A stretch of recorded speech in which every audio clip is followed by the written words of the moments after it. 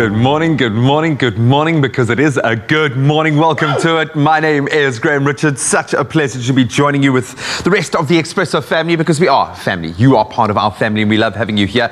Plenty to feel happy and healthy about. Not just today, but this entire month. It is, in fact, Healthy Lifestyle Awareness Month. What a great message to be getting behind. And we're going to celebrate that here on Expresso and explore some healthy options. We are keeping you informed on all things health news. Of course, the coronavirus being and the vaccine, firm focus there. But we're going to kick off with a fun workout that can be done from the comfort of your own home. We'll get that sweater on in your lounge, and you can get the kids involved in that interactive workout with Ryle as well. I know he's really excited. Then the kids can refresh with a beautiful fresh pack junior rooibos nachi and strawberry iced tea recipe. My little man would love that. What a great way to replenish after the workout. Then we're going to keep you up to date with COVID-19 in South Africa and all questions relating to the vaccine rollout with one of the best minds in the business. Undoubtedly, we have leaned on him heavily, Dr. Emil Reid, who is currently working in the coalface, so he knows what he's talking about, and he'll be taking your calls after 8 a.m. this morning. 021 110 5552. That's a number to have on speed dial. We'd love to hear from you. Any comments or questions this morning. But we are so excited to be delving into another 3 hours with you. There is only one person I think who might be more excited than me. It's our cameraman, Sean. No, it's not. It's Ryle the Morning. Yes! Good morning, you beautiful souls. Welcome to Tuesday, and thank you so much for joining us as we kickstart your magic and the rest of your day. Of course, we're chatting to you on social media about everything that's happening today. It's Health Tuesday. We've got so many updates coming through, so many specialists providing us with all the assistance we need, and one more specialist is going to be me as well. I'm going to be taking you through a training session. Jamie's going to be getting into some fitness gear, and our question this morning to you on social media is, how often do you train per week? Now, I love training. You know, I love moving. And if you were to ask me the question, I would literally say in a good day and a good week, I would train every single day. I believe in movement, whether it's hiking, whether it's going shopping in the mall and walking 3 kilometers, it doesn't matter as long as you're moving that beautiful gift of a body that you have. But the question this morning is, of course, how often you exercise, and also let us know what your favorite activity is. Mine, it's a no-brainer. It's definitely got to be hiking and being out in the ocean. But let's hear from you, Mzansi. Let us know on our social media channels, of course, that's expressoshow.com or Instagram, Facebook, or Twitter, and let us know what is happening in your life. But before we do and chat to you, we're going to find out what's happening with G in the news. Cheers. Thanks so much, Ryle. Well, lots to catch up on as, of course, schools went back into action yesterday. We start with our national news first. Gauteng Education MEC Panyaza Lesufi yesterday expressed concern, saying he had sent out officials to investigate why some 3,000 Gauteng learners had failed to return to school since the start of the coronavirus pandemic. Lesufi was speaking at the official opening of the newly built Abraham Hlophe Primary School in Katlehong in the East Rand. He appealed to learners who have failed to return to school to return to the classroom.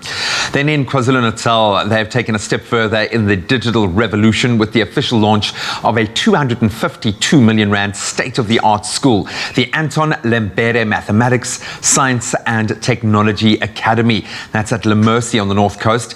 Intake for the 2021 academic year only includes grade 8 learners at this stage. Remaining grades will be phased in, with matric learners expected to resume classes by 2025. The school houses 20 classrooms that can accommodate up to 600 learners. It has a specialist classroom, a library, 3 computer labs, and 3 science labs. What an amazing leap forward. Then on the international front, of major concern, health workers in the Eastern Democratic Republic of Congo have begun an Ebola vaccination drive that, after 4 cases, 2 of them fatal, surfaced just 3 months after the country's last outbreak of the disease. Workers at Matanda Hospital, where the first positive case of Ebola was treated, were the first to be vaccinated. Then on Sunday, Guinea said it had confirmed 8 cases of Ebola, of which 3 have died. The first resurgence of the disease in the region since 2013-2016 epidemic that took the lives of more than 11,300 people. And we have more data from Israel's vaccination program suggesting that the Pfizer jab prevents 94% of symptomatic infections. This indicates the vaccine is performing just as well in a larger population as it did in the clinical trials. Israel's public health doctor, Professor Haggai Levine, said it's proving highly effective at preventing illness and severe disease among all age groups. Israel is the first country in the world to see the impact of its vaccination program, but it took several weeks to reach this milestone. And now news of a second pregnancy for a royal couple. The news was confirmed on Sunday that the Duke and Duchess of Sussex are expecting a second child. 36-year-old Prince Harry and his 39-year-old wife Meghan are said to be overjoyed. The baby will be 8th in line for the British throne. A spokesperson for Buckingham Palace said the Queen, Prince Philip, Prince Charles and the rest of the royal family are delighted and wish them well. In 2019, Prince Harry told chimpanzee expert Jane Goodall that he would only have 2 children for the sake of the planet. Goodall replied, and we quote, "Not too many," and Harry's reply was, "2 maximum." Well, Harry married American actress Meghan Markle at Windsor Castle in May of 2018, and their son Archie was born a year later. And of course, in July of last year, Meghan revealed that she had a miscarriage, giving a personal account of the traumatic experience in the hope of helping others. So on that emotional note, and for all of the royals, that's where we leave our news headlines for now. Let's get into the sport.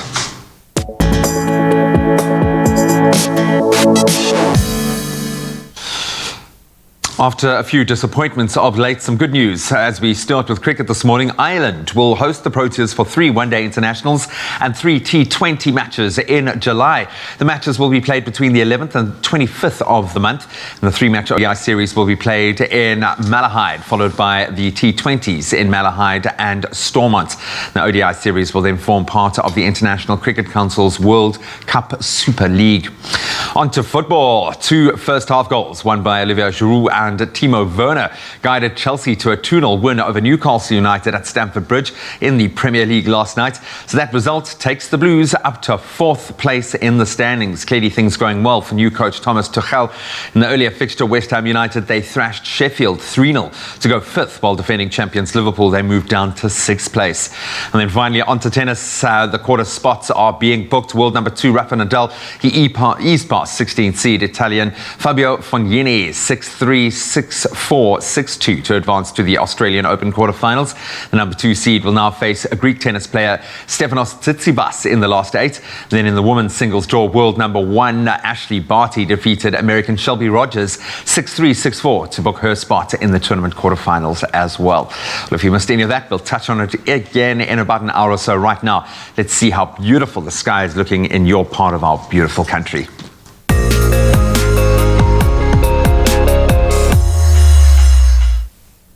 Good morning to you, South Africa. Gamalam Gukusha Adams signing in for duty this morning, here to give you the first look at what the skies have in store for us.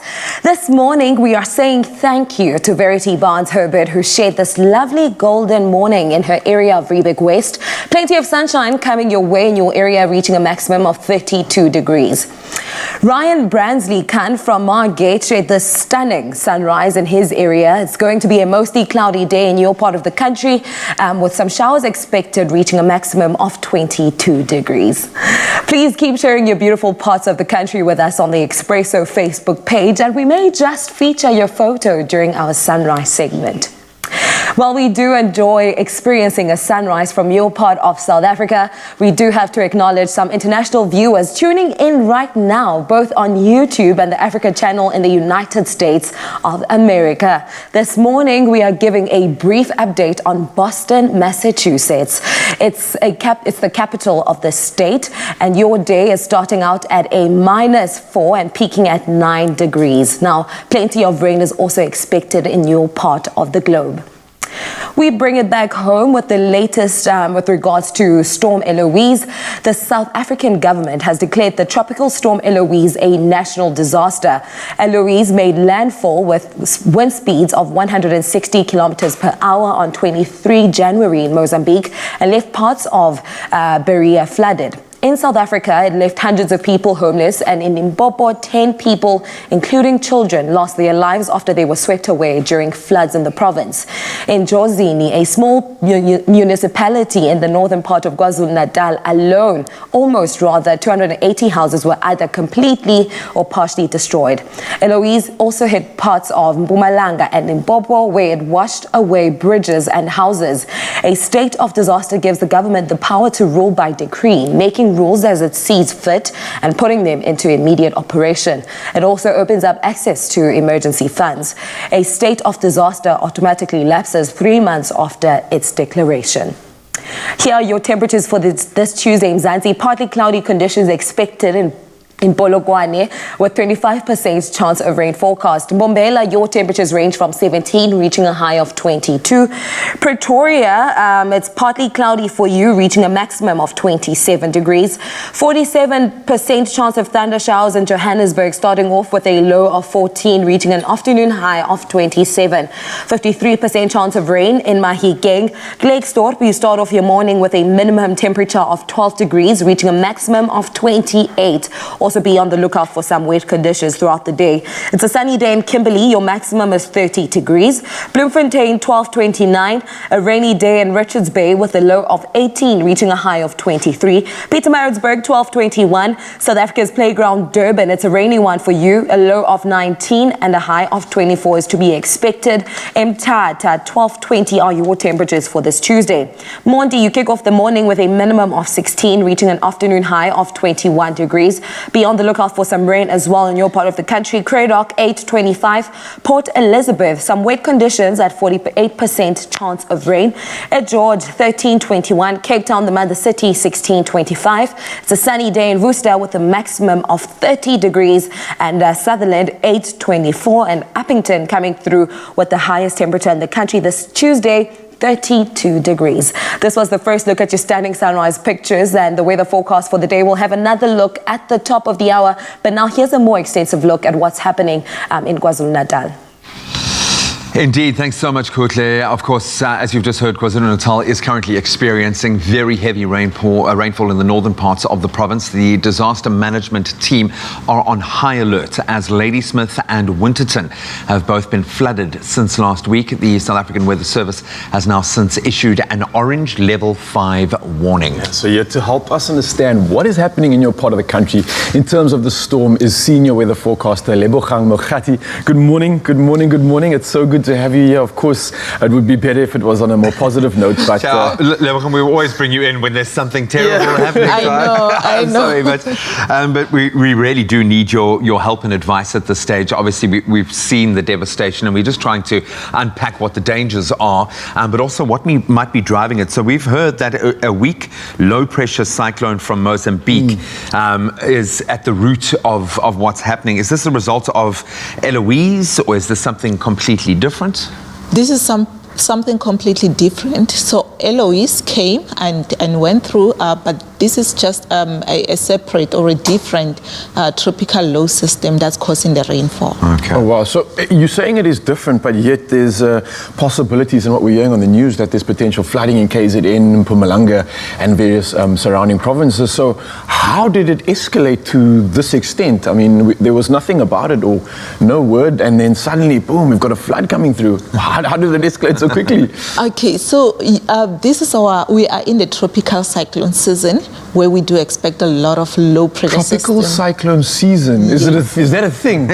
Yeah. Oh, hold up. Unfortunately, yeah. Okay. So it's normal for us. We from November through to March, April is our tropical cyclone season every year.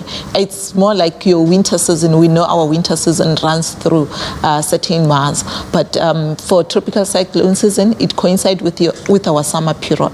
We do expect tropical low systems that are situated in Mozambique Channel, and that would then cause a lot of flooding, especially for the northern parts of the country. And we know Mozambique has been hit hard by this in recent years. and we've had to offer a lot of help in that space. So, orange level 5 warning has been issued now. What exactly does that mean, and which areas are most at risk now if we talk about the severe weather, the heavy rains, and the possibility of flooding? Yes. So the orange level 5 was issued, was valid for yesterday, mainly for the northern parts of KwaZulu-Natal. We're looking at the Pongola, Richards Bay area, all the way to the north. Okay. What basically it means is that there is high likelihood of significant impacts to occur, and that means likelihood of flooding in both informal and formal settlements, major disruptions to roads, danger to life, damage to property. Those are the impacts that we can expect to occur in that particular area.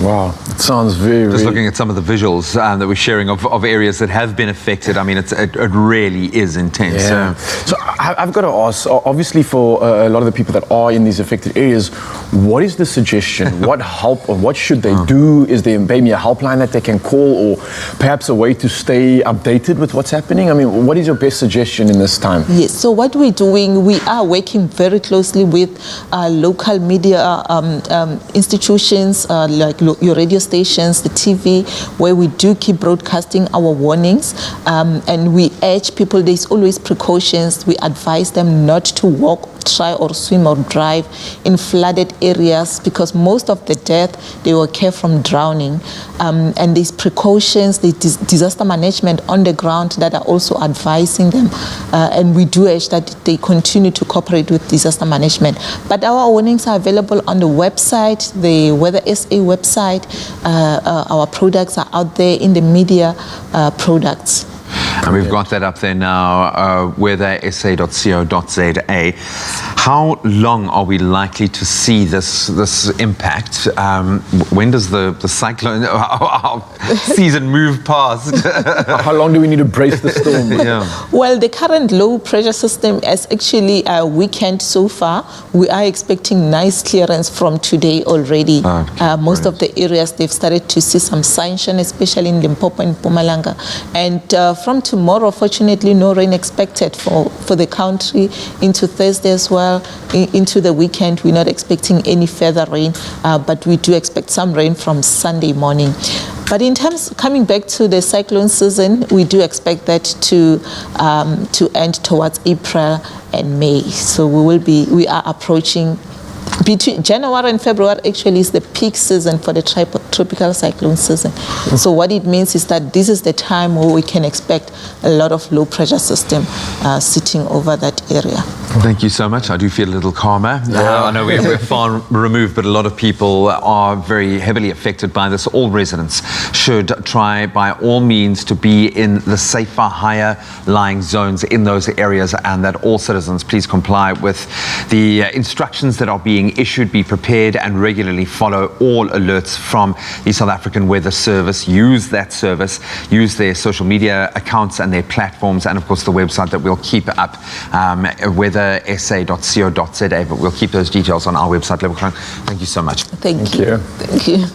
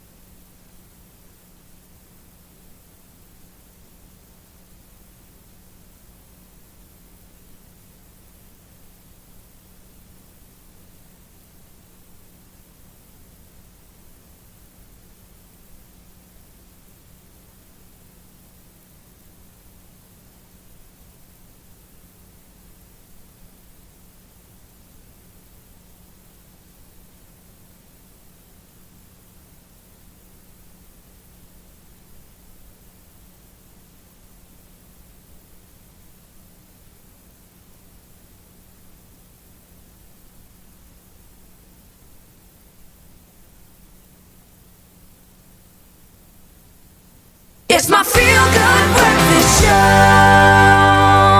Welcome back, everybody. This is a Tuesday. Happy Tuesday. My name is Jamie Domberg. Fine reporting live for duty. Yes. Yeah, man. Good to see you. Looking gorgeous as always. Well, today we are obviously exploring the theme of Healthy Lifestyle Awareness Month, which is a great initiative to get behind. And of course, a good fitness routine goes hand in hand with a healthy body, a healthy mind, and a free soul. And I'm going to hopefully help you free yourself even further this morning. Absolutely, yeah. And like I was speaking about this yesterday, you know, when you're wearing the correct active or just performance wear, it is just so important. It makes you feel good. When you look good, you feel good. And yesterday, I got to pick my own fitness outfit. Today, the choice is all yours. Absolutely. And as we know that Woolworth's new active wear really does provide you with all the support and just the comfort you need during your workout. It's made from breathable materials and is built for performance and is designed to move as you move. They are Ryle de Mornay safe. Yes. And so cool today is that I'm actually taking Ryle and everybody else through a line dancing fitness routine. Oh, really? So I think we need to just be a bit You want to free. feel good, you want to look good. Okay, so we need you guys to help poor Jamie here decide, because she is spoiled for choice this morning. So take us through the looks that Okay, you've so got. I have two sets over here. I'm going to take this one over here, and this one is the matching that, sage set. It is so gorgeous. You know how obsessed I am with this. It's a high stretch nylon racerback crop top, this one over here, with a high stretch, high waist nylon legging. It is a match made in heaven. I think just this look will keep you motivated to keep moving on all along. You pop on some pink sneakers and you wear that all day. You know what I'm saying? That's really hot. Are you feeling this vibe? Yeah, So I'm digging that. You're definitely going with this. So we'll go with this. I don't want to sway you guys at home, but I'm digging that. I'm digging it. Okay, so then this one over here is the second look, is the khaki cropped boxy t-shirt vibe. This is made from fluid viscose blend yarns that it screams comfy, it screams luxury. And I'm pairing this with some super comfortable black leggings. It's stretchable, it's And stretchy. it's also nice and light as well, you know? So, cool. South Africa, the choice is yours. It is all up to you. You get to choose which one I work out in today. I've made my decision. Have you? Well, you can cast your vote for your favorite activewear look on the Expresso Facebook page. The output with the most votes will obviously be the one that Jamie puts on for her own line dance inspired fitness session. Maybe you can join in on that as well. Yeah, no, I know which one I want. Okay, well, it's up to you. It's up to you.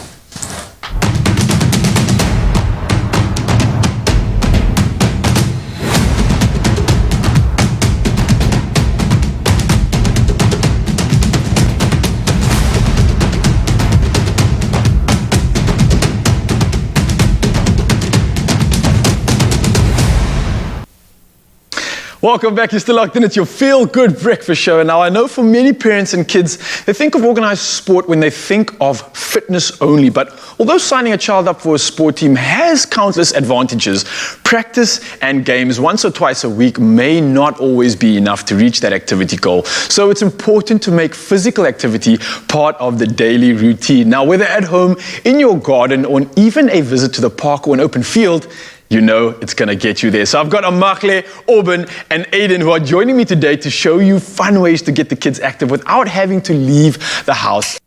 Isn't that right, guys? You ready for this? Yes! All right, so I've got my dream team out here. We've got Aiden, I've got Auburn, and I've got Amakle, obviously, as well. And I know you guys are ready and excited for this. But before we begin, let's do that cheer that we've been working on. You guys ready? Yes! 1, 2. Mama!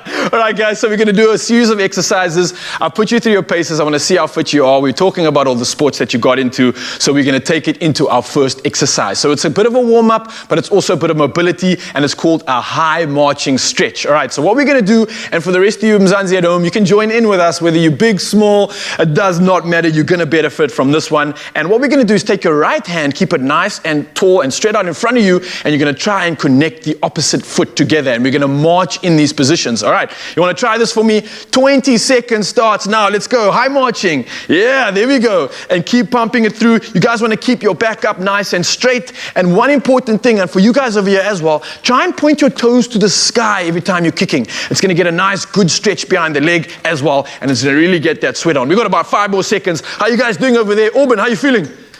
Feeling like magic. Auburn's feeling good. All right, we're moving over to our next exercise now. That was pretty easy, but now we're going to start doing something fun. We're going to take you all the way to Alaska, and we're going to go for some skiing. Have you guys ever seen skiers before? Yes. Okay, so we're going to try pretend like we're skiing, but we are on dry ground, but we've got the help of our Milo cans over here. So you've got your cans in front of you. What I'm going to ask you to do is step on the right-hand side of your can, all right? So right leg is in the air, and I'm standing on the right-hand side of my can. So Amakle, you can come a little bit further forward. Other side of the can, that's the right-hand side. Yeah, there we go. And your right foot on the ground. So right foot, left foot is in the air. That's the one. Perfect stuff. Okay, now comes the challenging part. We're already trying to balance, and I know you guys are falling over at home. Don't worry, that's part of the challenge here. What we're going to do now is jump over the can with both of our legs and land on the left leg. That's the one in the air. All right, you guys paying attention? The trick is not to fall on the other side, and make sure we get our skis down to give us balance. In 3, 2, 1, let's jump and ski. Keep your balance, keep your balance. Nice stuff. All right, we're staying in this position. I almost fell over. Now let's go over to the right-hand side. Now, you guys ready for a big ski? Get your skis up in the air. 3, 2, 1, let's jump. Right-hand side. Nice, you guys are solid. I can't even shake you. Let's go for 2 more, 1 on each side. Other side now. Other side again. We're going to a fast hill. Let's go for 1 more. Last one before we go for a jump. Yeah, nice stuff, guys. All right, we're going to test out those midway sections of the body now, all right? Let's see if those hips don't lie. Amakle, how are you feeling about this one? You think you can do a hula hoop for me? All right, let's put it to the challenge. 20 seconds, guys. Let's see how long you can keep these hula hoops up. I haven't done this since I don't even know when I can remember, but let's see who's got the stuff that it takes to get their hula hooping on. You guys ready? We've got 20 seconds. The goal is to keep it up for as long as you can. And I have my suspicion that Aiden's going to be the one to watch. Let's see if we can take him on. All right, 3, 2, 1. Let's hula hoop. Hula hoop. Hula hoop. Oh, no, mine's fallen. Aiden's still up in the air. Myself and Auburn are kind of struggling here. Auburn, come on, we got this, man. Let's do it. Keep it up, keep it up. We got 5 more seconds left. 4, 3, 2, 1.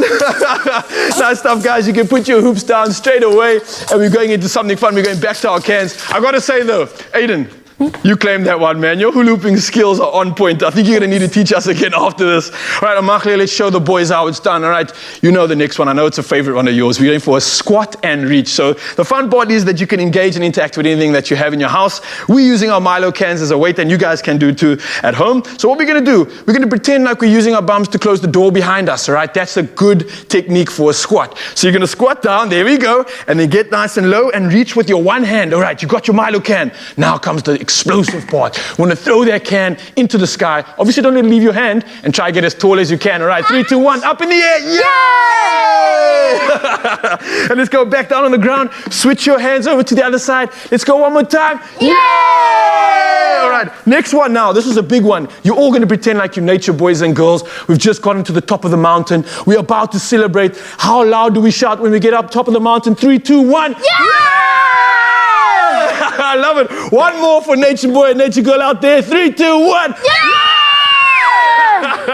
Absolutely love it, guys. You guys at home, I hope you enjoyed this workout too. It's fun, it's creative, and it's such a blast. Now, these exercises are too good to miss out on, and I'm definitely going to be trying them at home again and again and again. And what you can do is visit the Milo SA Facebook page for more fun and inspirational home ground ideas for the kids and the entire family. So be active together, and they'll get you moving, and the kids are going to love to play with their parents. What a workout that was, and there's only one more thing to do, guys and girls. We've earned ourselves a workout post-treat, and you know what time it is. It's Milo time, let's go! Guys, well done. You were absolutely incredible today. I loved your form, Amakle. Those squats, absolutely perfect. Aiden, you took it on the hula hoops. And my man, Auburn, I think you claimed the rest. You were absolutely superb. Cheers, guys. Enjoy the nourishment.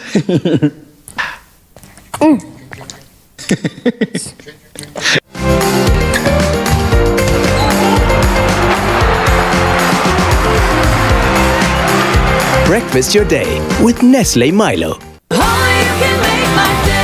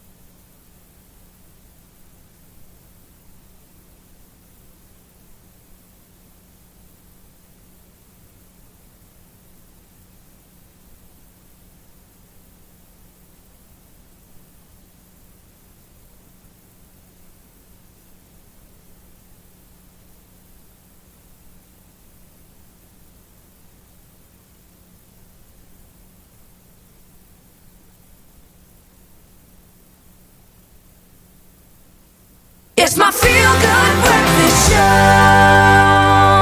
Welcome back to it, your feel-good breakfast show. It is Expresso. We're live here on SABC3. Thank you very much for joining us this morning. G-Man, exciting times over here because a multifaceted performer who has shown her versatility and talent in acting. We've seen her on TV, we've heard her on the radio, we've heard her sing lots of times. Media personality Taryn Lach has an unmistakable voice that has taken her places. She's gone all over the place with this voice, and of course she has become part of the Expresso family. She actually, in fact, became part of the Expresso family when she was in Joburg as a finalist in the 2018 season of Presenter Search on 3. And we're very excited, rightfully so, to catch up with her and, say, hey, welcome to 2021. It's good to see you. Let's give a very warm Expresso welcome to Taryn Lach. Taryn. Thank you. Hi, guys. How are you doing? It is so good to be here before the sun is up, I just have to say. Right. It really is. I was that excited to be here. Are you a morning person? You know what? I'm not a morning person until I'm awake. Then I'm a morning person. Then I'm ready to rock and roll. Don't worry, we've got enough energy to go around. Just so good to be connecting with you again. Good. Yeah, it's great to be here. We've got to ask, because we've been through obviously a crazy year, and someone working in our space, we know how heavily it's affected all of us. How have you fared over the last 9-10 months of all of the pandemic craziness? How are you holding up? I'm holding up. So we're still standing. I'm still. Well, I'm sitting actually. But it's actually been such an interesting time. I think for creatives like us, number one, our live performance, our gigs, all of that was sort of cancelled overnight. Yes. But the exciting thing is that we have just got absolutely all these resources available to us to really pivot and to make something of the resources available. So for me, online has become I've got a home studio that I put together in like 24 hours. Yeah. And a virtual MC. Somebody introduced me the other day as a virtual event specialist. That's brilliant. So I'm adding that to my Resume, to my repertoire. Well, something that's already in your repertoire is vocal coaching, which is, something you obviously do, but you do so well. You decided to really give it a new life altogether during the lockdown and during this COVID-19 pandemic. Tell us more about that journey. I did. So a couple of years ago, I did a dialect course because accents are my thing. Yes, I mean, you will know I've that. heard you many times. You know what's great in COVID is that you can be socially distanced, but when you come out with me, there's like 10 people with you because there's 10 How's characters. that? I love that. And Cyril approves of that. So I really kind of decided that I was going to focus on that a little bit more. So I've been working with different performers, honing on their accent skills, honing on my own accent skills, because voiceovers are a big part of my career. Yeah. And so whatever you want, if you can dream it, I can say it in whatever accent. Well, maybe let's give it a try. Uzbekistan. I've been waiting. Let's hear something. Let's hear something. So my party trick, guys, because I don't go to parties anymore. Yeah. but my party trick one day when parties are back is just to play a couple of different characters. Okay. So Jason Goliath interviewed me a couple of weeks ago, months ago probably, and he just said to me, just run a couple of characters. Freestyle, So I kind of started like down under, because I was at a Barbie. It was like so much fun. But then there was dancer coming in, paid lady, but nobody talk about it. Everybody keeping very underground. I love And then I was like, is she actually going to dance for us? And then I said, well, thank you. It's really not anything that I'm interested in observing. And then everyone was like, oh my God, is she like a stripper? I can't even believe it. And so, I could go on for hours, but I know that we don't have that kind of time. I think every segment that we have, you've got to be a different character. No, you've got to embody that just for Fine. us, just to inspire us this morning. You talk about inspiring. Obviously, philanthropy has been a big part of your, I want to say your image, yes, and what you project to the rest of the world and how you try to inspire other people, but I think part of your personal journey as well. You've been involved with Cupcakes of Hope, the Generosity Water Initiative. Walk us through that side of your life and how much has that meant to you, especially looking at the need that we have seen develop over the months of lockdown in particular? Absolutely. So I think for me, giving back to people and actually making something of your life is not just about your career. It's about how you touch, how you touch so many people. And Maya Angelou is one of my greatest inspirations. And she always says, as you get older, not that we're getting older. I mean, I'm not saying that on air. I'm sorry. But as you spend more time, going around the sun, you realize that you've got two hands, one for yourself and one for helping others. And I think this last year has been so reflective of how many people are in desperate need, and also how easy it is to lend your voice, lend your help, lend your retweet, your reshare. Especially in our position. Absolutely, absolutely. And if you're going to have that platform, you need to use it for good as well. So Cupcakes of Hope, they say it's the sweetest way to bake a difference. And it is really, during COVID, you don't need to get together in big crowds. Bake cupcakes, donate online, and it helps children that are suffering with cancer. So it helps their medical bills, it helps their families, and it just is a wonderful way to give back in any way that you can. No donation is too small or too big. And then with Generosity Water, we just turn on the taps, right? You need to wash your hands, you need to fill the kettle. It's something we take for granted, and there are still people in 2021 in South Africa that don't have running water.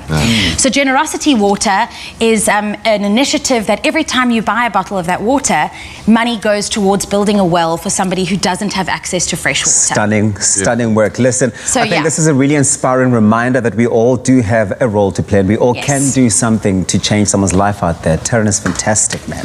I think you need to add stand-up comedian to the lineup. But Taryn's going to stick around. She's going to give us a taste of some of her amazing performance abilities right here just for you. So good to connect with you. Thank You're you. flourishing, man. You just look absolutely amazing, and I have a feeling she's going to inspire you as well.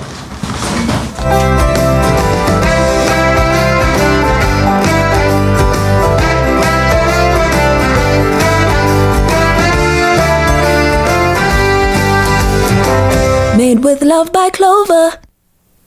Now, whether it's brunch, a special celebration, or pancake day, we can all agree that we love a good pancake, and I absolutely definitely do. But if you're lactose intolerant and it's a challenge for you, then you will absolutely love these delicious Clover no-lac pancakes. Yes, you heard correctly, no-lac pancakes is what's going down. And you have to show us how easy it is to make a flop-free recipe. Jenny Morris is in the building to show us how. How are you doing this morning, Jenny? I'm really, really good, and I want to treat you, sweetheart, and I want to see those muscles moving. So come and stand almost close to me. Okay. Are you putting me to work in the kitchen? I always put everybody to work. Now I want you to beat them eggs. All right. We're going to put some honey, and we're going to some vanilla essence. In you go, and I'll do the no-lac. Okay, so I'm doing the eggs, honey, and vanilla essence. And vanilla. You get it in, and I'll Let me get my beat on. Get the beat on, baby. And I'm going to give you this gorgeous non-dairy treat. Just look at it. It's all runny and unctuous, and look at that. Oh, okay, you popping that in there as well? Of course. All right. And these are seriously flop-proof. Flop-proof, okay. I hope so, because Tubbs and I have a good knack at flopping things. So let's see if you can foolproof us. And then I've got Mars. Just look at that. I love Mars. You know what? I eat this with brown bread. That's with brown bread? Delicious. Really? Absolutely. And it's wonderful for baking because it gives you that lovely light, airy lift. Okay. And while you're doing that, I'm going to lift it a little bit further and give it some baking powder and some salt. And then I'm going to give that a stir to make sure it's well incorporated. So, Jenny, I've got two questions. Firstly, I got to ask you, what do you think of my form?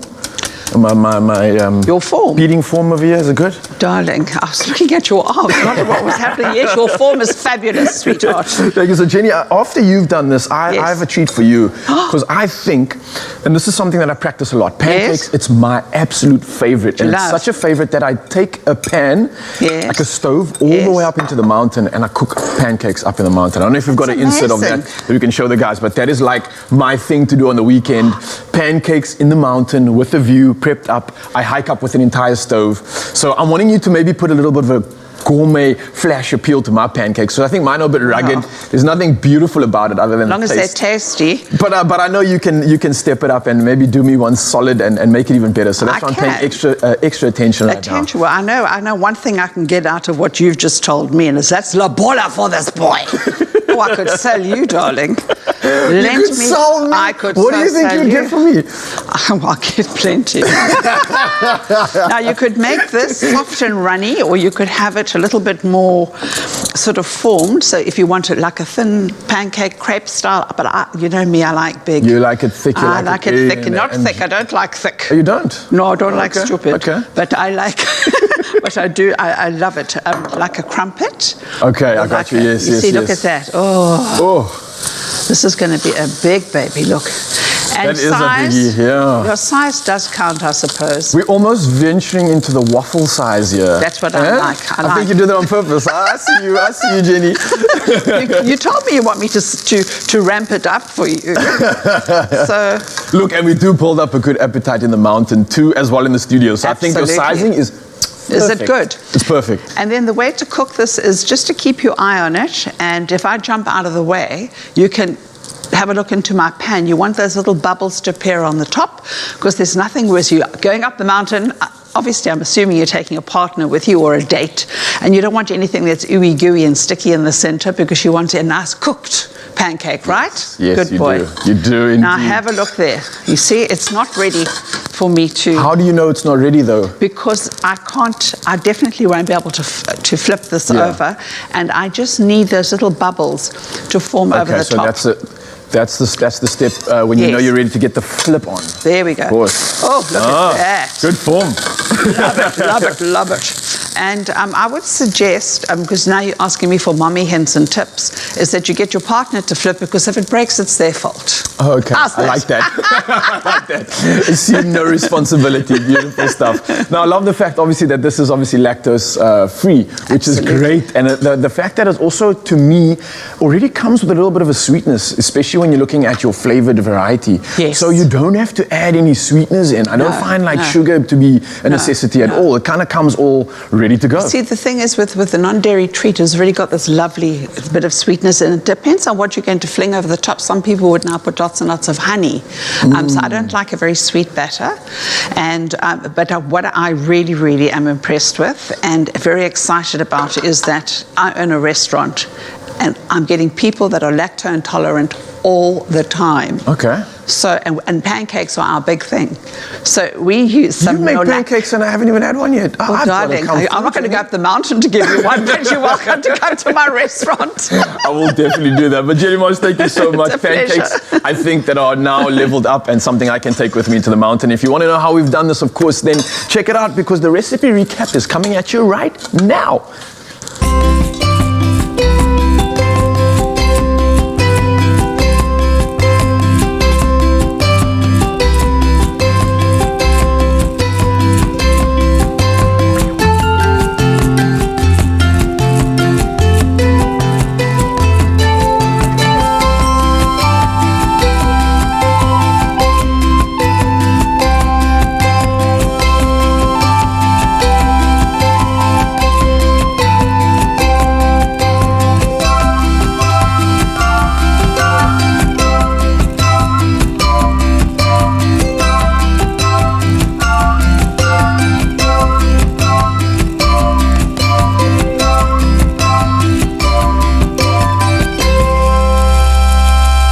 Made with love by Clover. Oh, you can make my day.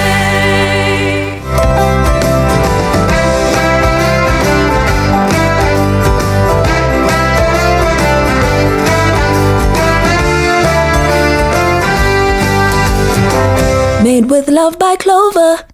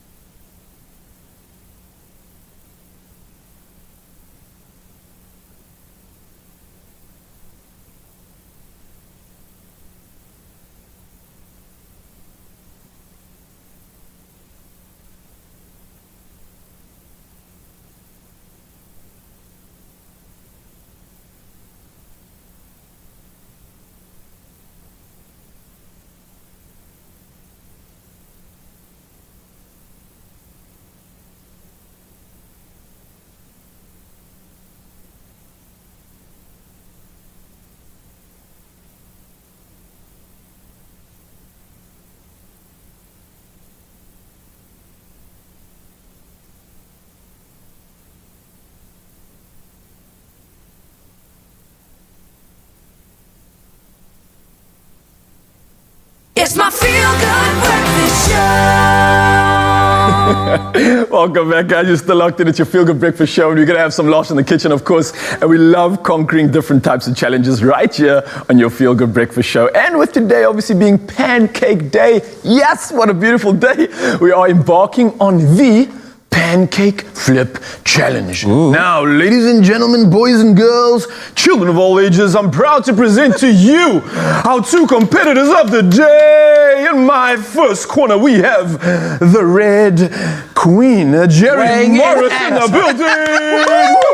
Come on, Red Queen. Red Queen in the building, our first competitor up. And then second, up for the challenge, we have the one and only, the graceful, the elegant, Tabisa Makubela. Yeah. I'm dead already. Dead already, you say. I'm All right, dead already. so ladies and gentlemen, listen up carefully. I'm your games master for this session, and the rules are simple. All right. You each get 30 seconds. Okay. 30 seconds total to see how many flips you can do with your pancake and your pan. Well, how many pancakes do we get each? You only get one. So the minute you drop it same or one. flop Then? it or crop it, you're out. out the game, pal. Done for you. Wow, okay, all right. Makes sense. Okay, cool. So 30 seconds, I'm in the you game. got to flip your pancake as many times as you can. gosh. And Okay, for you cool. at home, Zanzi, if you by any chance were following our recipe and making pancakes with us, why don't you try this challenge too? Okay, this is 30 gonna be seconds and you can see if you can beat Jenny and Tabiso. So Oh, my. our Red Queen, Oh, my. I love you a are good up game, first, Jenny, of course, but the let's lady see. of the night. I'm not a You're- lady of the night anymore. I used to be married. you lady of our Expresso morning. There you go. So are you ready, Jenny? Well, 30 seconds. That's I'm all you have. petrified. The only, no. The only flipping I can do is flip, flip, flip, flip, flip. All right, Okay. in Are 3, you ready? 2, 1. Red Queen, take it away. Oh, One, there we two, go. You can two. see this That's a lady 2, is yeah. handy in the kitchen. That's a 3. Doing it for her No people. flip, that's a 4. That's a 5. We got a 5. That's a 6. Representing all the No customers. flip there, no flip, no of flip. Yum That's a 7, that's a Cheers. 7. Oh, that's an 8. yes. We got 9. 9. Double digits. 10. 11. Wow. On a roll. 12. How are we doing on time? 13.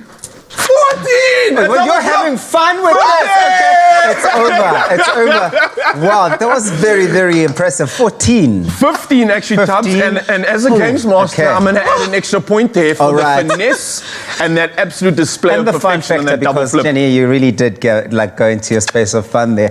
But I mean, I nervous hate energy. to do The this bar's to been set, you. Tubbs. You've got 30 seconds I'm exactly, about and you to need to destroy beat you. 16, Tubbs. I'm a mother. 15, Don't 16. even think about Okay, it. you ready? Right, Jenny Morris, don't distract your competitor over there. In 3, Say two. 2, 1. Tabiso Makubela, take it 1, away. 2, 3, 2, no, 4, no. Stop. 7, 8, 3, 9, I count 10, the flips. 11, 12, That's one 13, flip. That's 14. number 4 now. Are you That's number counting? 5. Huh? It's going to flip around. That's number 6. Hey, That's number 7. Yay! Yay! It's going to flip, Tubbs. It's going to flip. Number 8. We're not tapping it. Number 9. 10. There wasn't a flip. We got 10. Okay, We got double digits. How much time 5 have I got? seconds. 4, 1, 3, 2. Everybody in the studio, be careful. Tubbs is busy in the kitchen. Oh, man. All right, Tubbs, so you were supposed to flip it. You weren't supposed to just be tapping it. It was flipping the It was just hovering and suspending in the air. Oh, So, man, of course, that was our an queen of exercise. the red definitely takes this one. Tabiso, you and I need to practice our flipping in the break. Of Congratulations. course, ladies and gentlemen, if you did join in, let us know how many flips you got. I'll The bar's flip, you been catch. set. Okay, cool. 15 Right. flips in 30 seconds. And of course, Jenny Morris has shown you how it's done. But while they get practicing, you guys can too. time? And stick around for some more And magic catch. later. And flip. Oh, That's okay. We have another.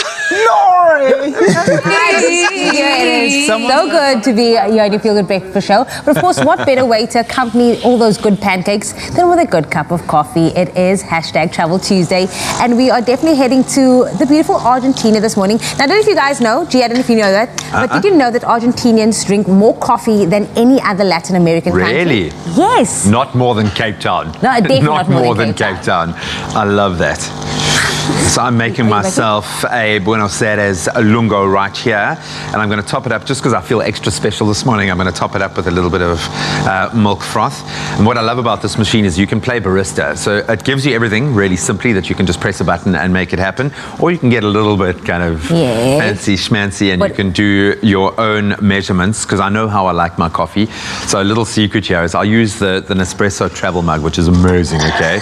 And it takes 2 full lungos in there, so then I'll top it up with milk. So I basically start my day with like a liter of coffee, but I absolutely adore it, and it's really well known on the set that out of all of the lungos in this new Explorations range, the Buenos Aires has kind of opened me up to the milder flavor profiles. I never thought of myself as enjoying I like the more robust flavors, but this has got kind of like a sweet caramel, almost a popcorny kind of flavor profile to it. I'm going to take a little taste just to...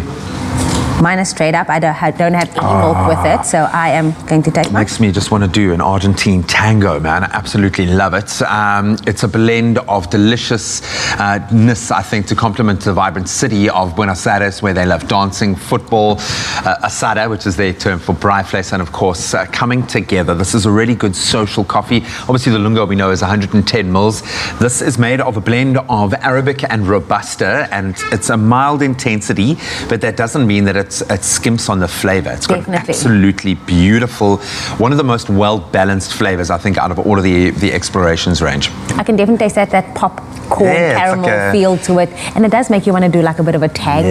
Yes. Dun, dun, dun. Absolutely beautiful. You got to get your hands on the Explorations range. You can travel all around the world, and of course Cape Town is represented there as well. But for me, Buenos Aires, it's the winner. Saludas. Saludas.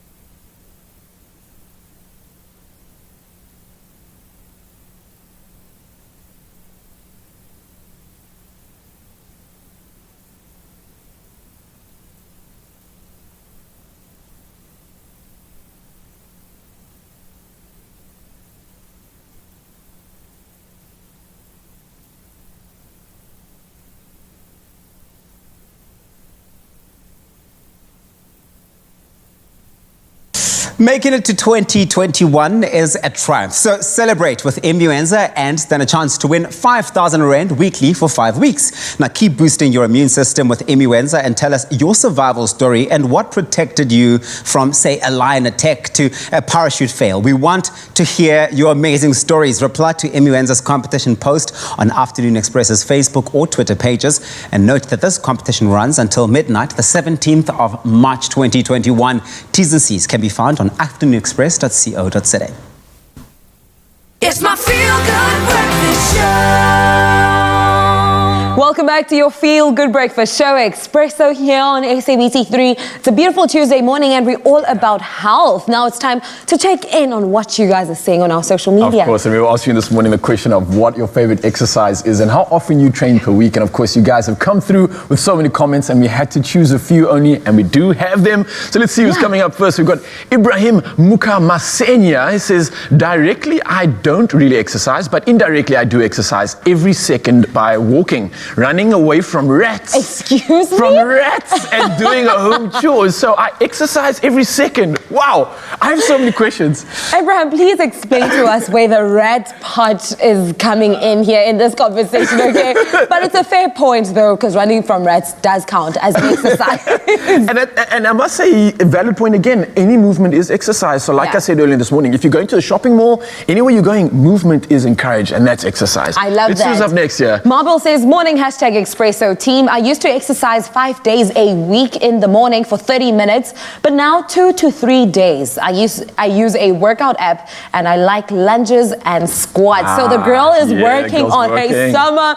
You know what I'm talking about? I see you. And I think that consistency is definitely going to pay off. Now I've got Gary Oncap saying, I usually go about 6 days a week, around 9:30 to 11. The guy's got good consistency. And I do cardio and free weights, but I really miss our park runs. I can't wait for them to be back. I don't think we can disagree with that. Absolutely we definitely are missing it. But apparently this is a video too. So let's see the man in action. Gary Oncap.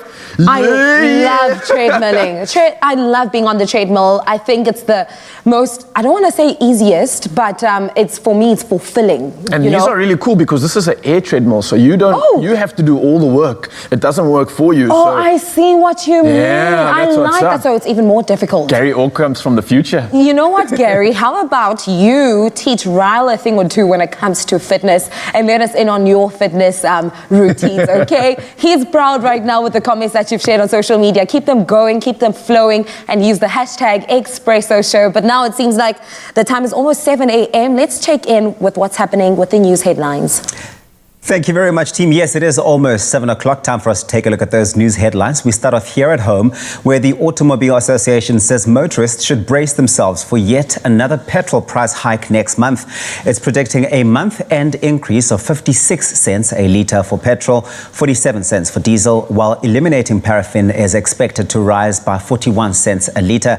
The AA has attributed the hike to increased international oil prices, and it says if oil continues on this trajectory, South Africa's fuel prices may edge back into record territory in the medium term. Fuel users also remain vulnerable to economic shocks, which will weaken the rand.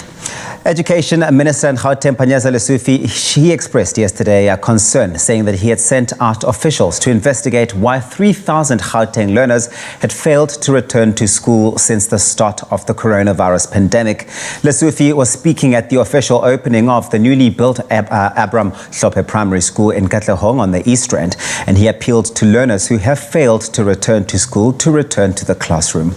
In international news, China has overtaken the United States as the EU's biggest trading partner. The EU statistics agency Eurostat said yesterday the EU's trade with the US dropped significantly in 2020, with a 13.2% dip in imports and 8.2% in exports, Eurostat said. Britain, meanwhile, which is no longer part of the European Union, was the third largest trading partner for the bloc behind China and the US.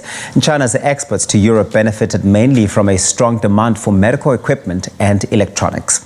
Health workers in the Eastern Democratic Republic of Congo have begun an Ebola vaccination drive after 4 cases, 2 of them fatal, surfaced just 3 months after the country's last outbreak of the disease. Now, workers at Matanda Hospital, where the first positive case of Ebola was treated, were the first to be vaccinated. On Sunday, Guinea also said that it had confirmed 8 cases of Ebola, of which 3 have died. The first resurgence of the disease in the region since a 2013 to 2016 epidemic that took the lives of more than 11,300 people. And that's where we leave it for this morning. Here is a look at what's happening in the world of sport with, of course, our tested man, Graham Richards, giving you that lowdown.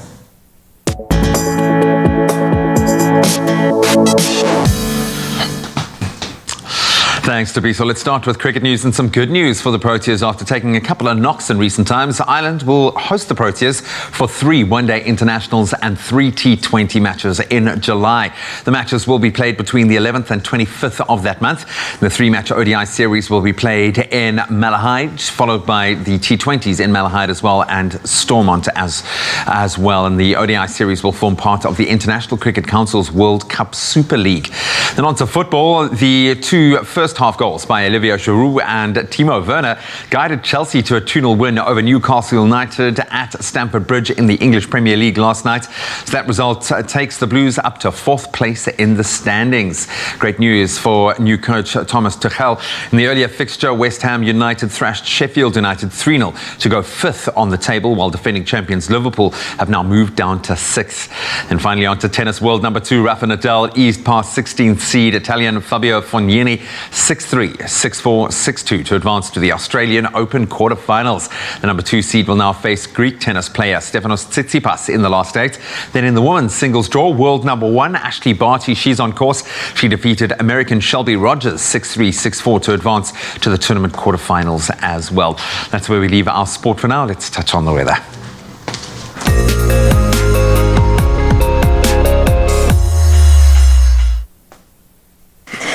As we do every single morning, we ask you to come through with your stunning sunrise pictures to see how you guys wake up in your part of the country. Thank you to Refilwe Mahlangu from Pretoria in Mabopane for this warm sunrise image. Pretoria can expect a maximum of 27 degrees with times of sun and clouds. We now head over to the Western Cape where Rudiwan Snyman from Bonneville shared this beautiful image of the sun coming up over the rugby fields in the area. Now you can expect a day of hazy sunshine which will peak at 28 degrees Celsius.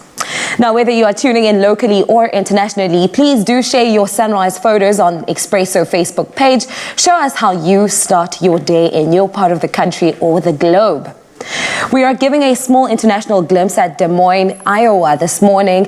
It is the capital city of the state, named after the Des Moines River, which translated from French, and it means the river of monks. If you are based in Des Moines, please note that there has been a wind chill warning released. It is bitterly cold in this area with intervals of cloud and sun.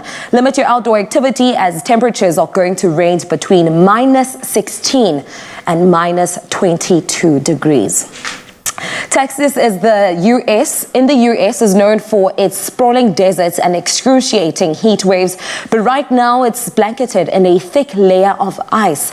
The state is experiencing some of its coldest temperature in more than 30 years, with several areas bettering records that are more than a century old. In parts of the state, the temperature yesterday was -18 degrees Celsius. Consequently, President Joe Biden has approved a state of emergency in Texas. So why is this normally extremely hot state suddenly freezing over? Well, according to the U.S. National Weather Service, this is due to a so-called Arctic outbreak that originated just above the U.S.-Canada border. Cold air outbreaks such as these are normally contained in the Arctic by a series of low-pressure systems. This one, however, moved through Canada and spilled out into the U.S. last week. Thus, weather warnings for severe winter conditions remain in place for some 150 million Americans for the next few days. We bring it back with a second look at the temperatures for our beautiful country, starting off at Polokwane. Partly cloudy conditions in your part of the country, with temperatures ranging from 16, reaching a high of 24 degrees. Bombela, your maximum for the day is 22 degrees with 25% chance of rain forecast. Pretoria, your temperatures peak at 27 this Tuesday. Johannesburg, you kick off your morning with a minimum of 12, reaching a maximum of 24. Mahikeng, 53% chance of rain is forecast with a low of 17. Reaching a high of 30. Klerksdorp, 12:28. It's a sunny day out in Kimberley with a maximum of 30 degrees, and Bloemfontein comes through with a high of 29 degrees. Richards Bay, 18:23. Also be aware of some wet conditions today. Pietermaritzburg, a mostly cloudy day, 12:21. It's a rainy one in Durban, 19:24. Mthatha, 55% chance of rain, 12:20. And East London, it's a rainy day for you as well with 63% chance of of rain. Cradock 8:25, Port Elizabeth 17:22. It's a partly cloudy day in George with a minimum of 13, reaching a maximum of 21 degrees.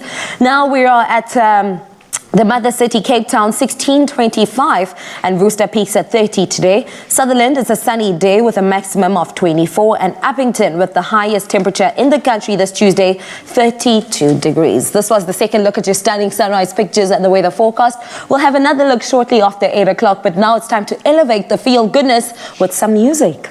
Well, you're right to say that, Kuhle. We're about to go on a bit of an elevation this morning. Time to elevate the feel-good here on your Feel-Good Breakfast show, because the incredibly talented Taryn Larch is our special guest this morning, and we just can't wait to really take it all in and share her vocal, of course, prowess with you at home. She is taking to the Expresso stage this morning to blow us away with the Eva Cassidy cover of the 1983 hit song, Time After Time. Take it away. Thank you.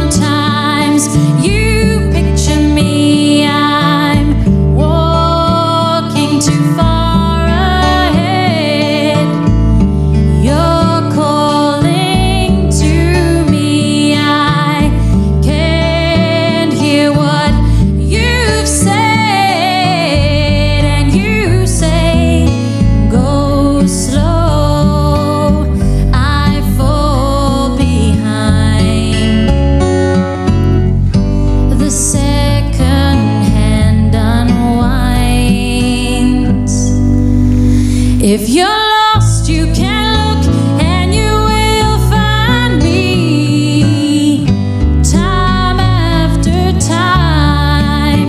If you fall, I will catch you. I'll be waiting time after time.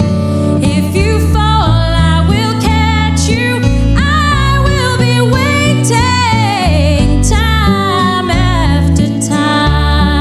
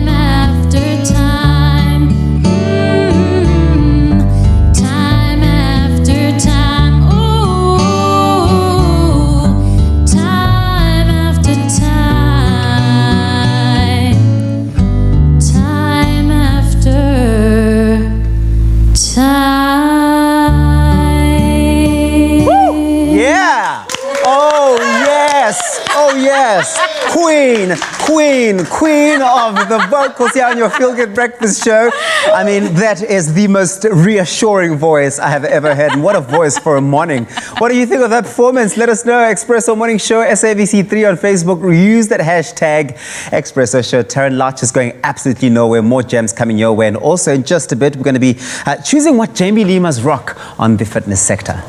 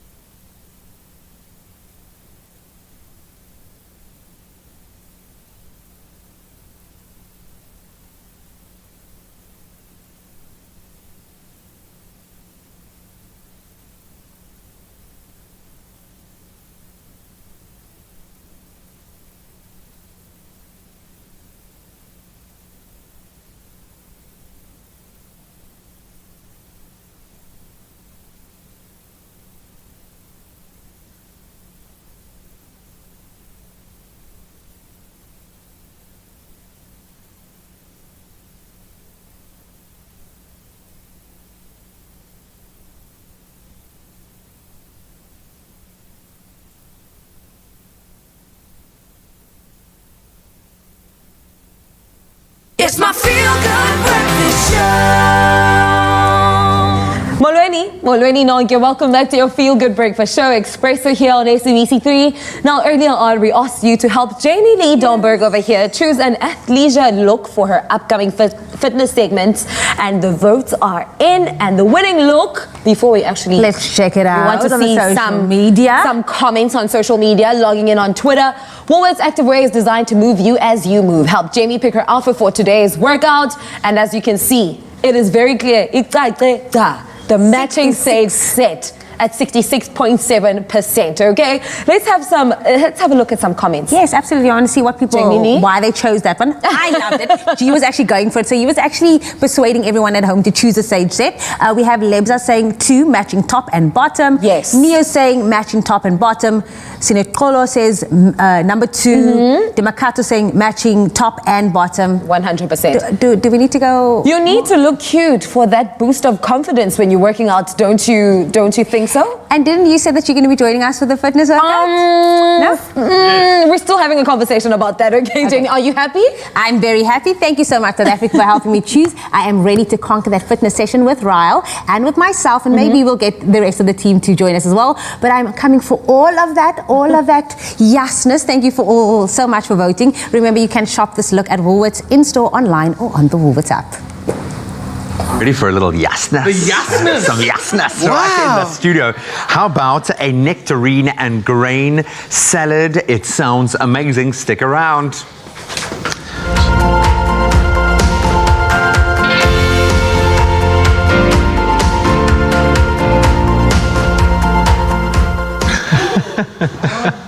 So are you looking for a light and delicious seasonal salad that's perfect for a quick lunch or a dinner, in fact, any time of the day, and it's ready in only 15 minutes? Well, Chef Clem has the solution. Yasna. A spectacular Middle Eastern nectarine and grain yasna salad. I love it. I love it. Okay. Wow, buddy, this is spectacular. Last week it was rinchemans. This week it's yasna salad, bro. I love it. Okay.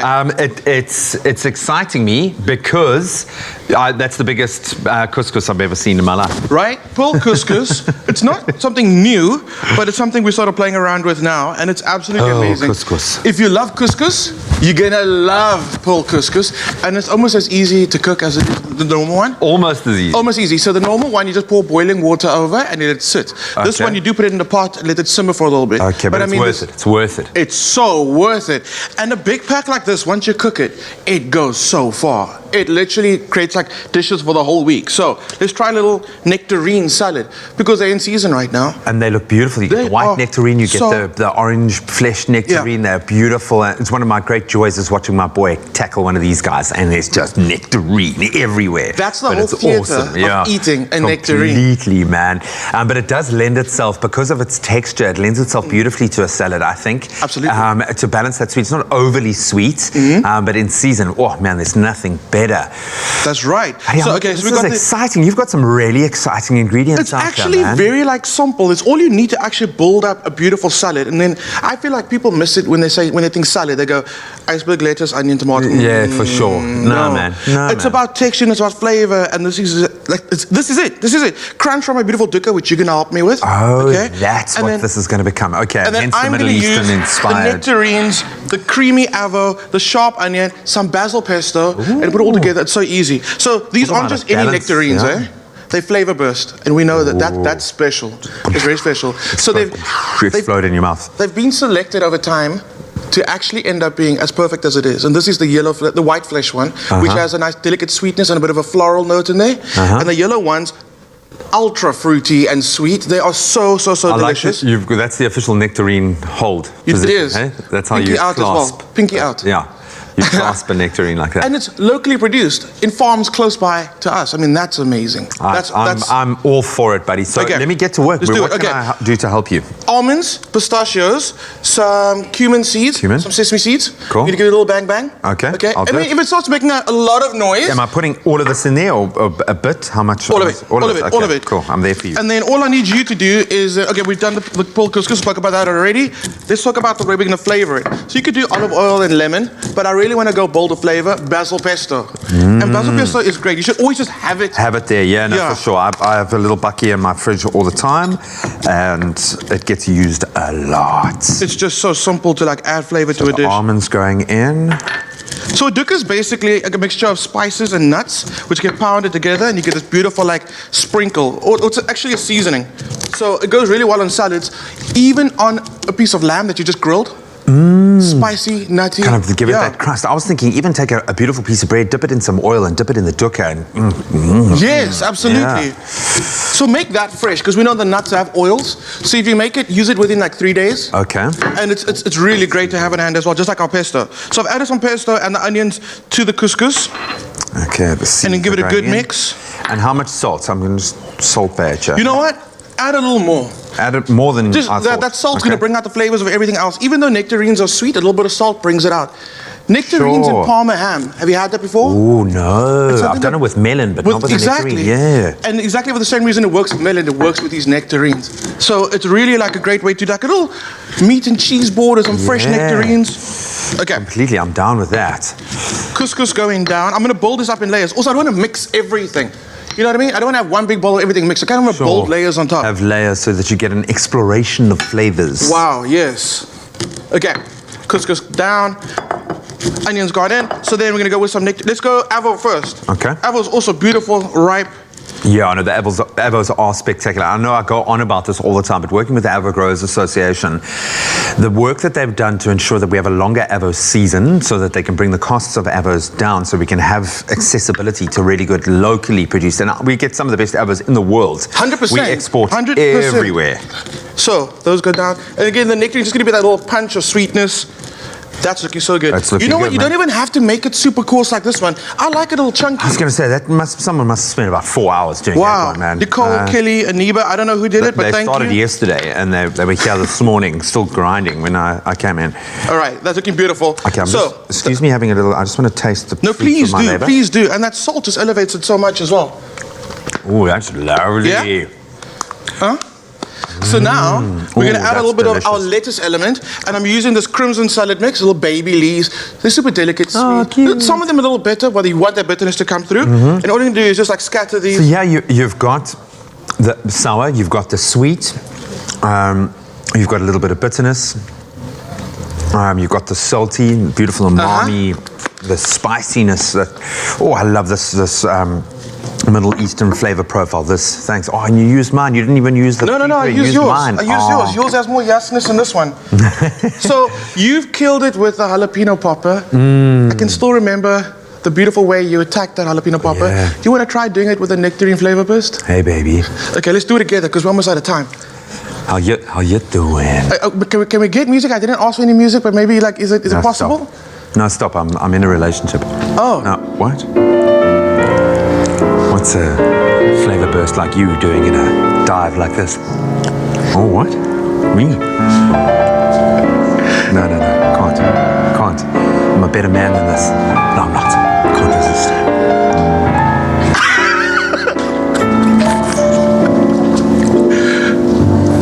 Oh my word. Ryle just walked in and doesn't know what's happening. You did it so well. You did it so well. Well, we've got something going on. We do. We've got something special. It's You real. do. It's You- real. you, and- No, it's real, man. We share something special. And you know what I loved is I've still got the flavor profile of the dukkha in my mouth, and that balance of the sweetness, that flavor burst with that dukkha and the saltiness, absolutely beautiful.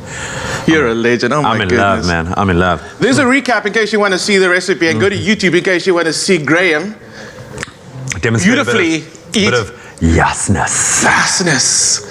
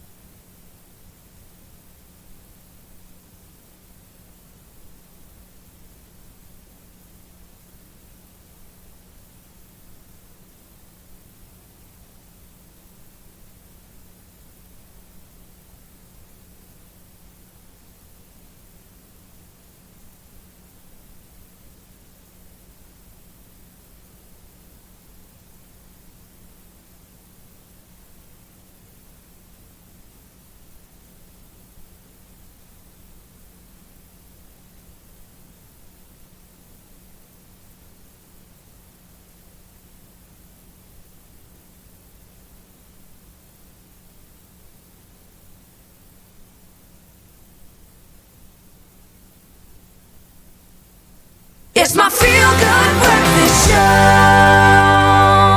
Welcome back, everybody. This is your Feel Good Breakfast Show. It is time to break a sweat. Now, from Zumba to hip hop, abs, and salsa, there's so many ways of keeping fit and just active through dance. Now, another popular way to maybe just live a healthy lifestyle and reach your fitness goals is through line dancing as a cardio exercise.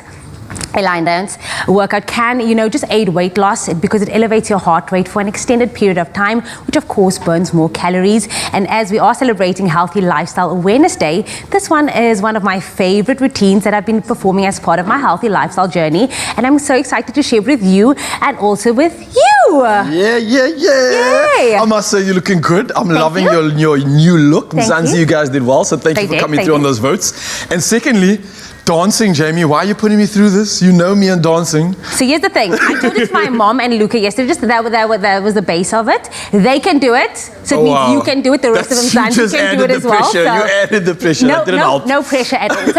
So back in the day when I was on the cruise ships, we used to do this every single day. It was line dancing. Everyone can do it. You at home can do it. Auntie, uncle, oma, opa, everyone can do it. So what you want to do now is stand up and follow along with me. So with line dancing, and I taught this to you last week, the basic step is called a grapevine, okay? And what that is... A grapevine. Okay. So you open with your right foot, back with your left foot, open with your right foot, and then you're going to do a bit of a skip. So up. There we go. So you can do it as athletic as possible. I can feel the sprinters here. Yeah, the sprinters can go into it. So what we do on the right, we do on the left. You're going to open with your left foot, back with your right foot, open with your left foot, and then you're going to hop it out. Got it. So this is a 4-wall dance. So this is your first wall, second wall, the back wall is your third wall, and then we'll do it all. So we're going to do 4 sets of that, okay? And then Mzansi, just don't mind me. I'm going to be quietly paying attention as best I can because I need to. Okay, so we're going to do that from the top again. We're going to go grapevine to the right, hop, grapevine to the left, hop. So what you want to do is, yes, exactly what you wanted to do is put that foot down. You're going to use it to go back. 1, 2, 3, hop. Okay. Got it? Okay. So you can step forward with that. Again, that left foot wants to go down, so put it down, and you're going to go down 2, Oh, it's like 3, a faker. Hop. Like a little faker. And yes. We'll be back in it. If you want to go all the way down, you can go 1, 2, 3 up. That's obviously. I like that. That's like a fitness lunge. I see you. Yes. Okay, cool. So what are you going to go with? I guess I'm going to have to do the lunge, right? Yes. So I'm going to go for the lunge. 1, 2, 3, 4, and then you're going to turn it to the second wall. 1, 2, 3, 4. And then we're here. And then it's all from the top there was again. a lot of 1, 2, 3, 4. It's just by the way. By the way, it's all going to make sense when it all comes together. By the way, okay, cool. Okay. And then we carry on with that same movement when so we're here. face second wall. Okay. You're going to go grapevine to the right, hop, grapevine to the left, hop, take it back, 2, 3, hop, bring it down, 2, hop, and turn around to face the third wall. And then, of course, Mzansi, you're going to follow along with us. But I think... Follow along with Jamie, not me, Mzansi. Follow along with Jamie. You did very good. Again, dancing is a form of expressing yourself, so you don't have to do it our way. If you want to add some move, if you want to add some sexiness, if you want to add some sultriness, whatever, just keep moving, keep active, burn those calories, and get that heart rate pumping. Bring sexy back. Yep. Okay, I think we should rather just start with the music. Let's start with music, okay. We just Shake it loose. Yo, this is a fast beat. Wow, okay. You'll feel it. Shake it loose. We're gonna go on 5, 6, 5, 6, 7. We go. Hey. Bring it back. 1, 2, 3. Turn around. We go. Grapevine to the right. Bring it back. 1, 2, 3. Turn. We go. Queen. Yep. I'm feeling it now. Hey. I think I'm getting it. Yes. Rock. Her Majesty, the Queen is in the booth. Come to the dance floor. Hey. Yeah. My name is. Oh no. Now get loose with it. Yeah. My name is.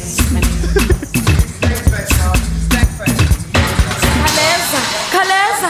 Wait for it. Kaleza. What are you ready for? We're going again. Let's feel it. I'll tell you now. Mzansi, join in. If you know you're a diva, diva representer. 3, 2, 1, we go. Hey. Take it back. 1, 2, 3. Turn around.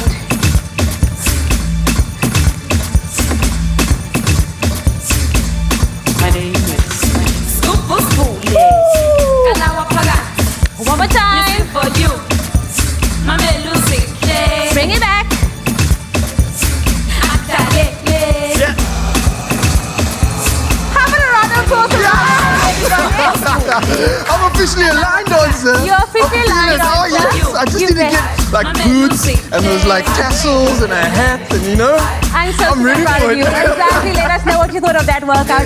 There was a line dancing inspired just to keep you moving, keep you active for this healthier lifestyle awareness month and day. But let us know, Expresso Morning Show, SABC3.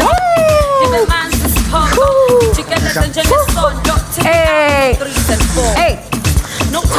Yeah, you can't be having fun on a Tuesday, okay? Or you can't be having fun when you are doing your healthy exercises. Today, it's all about health.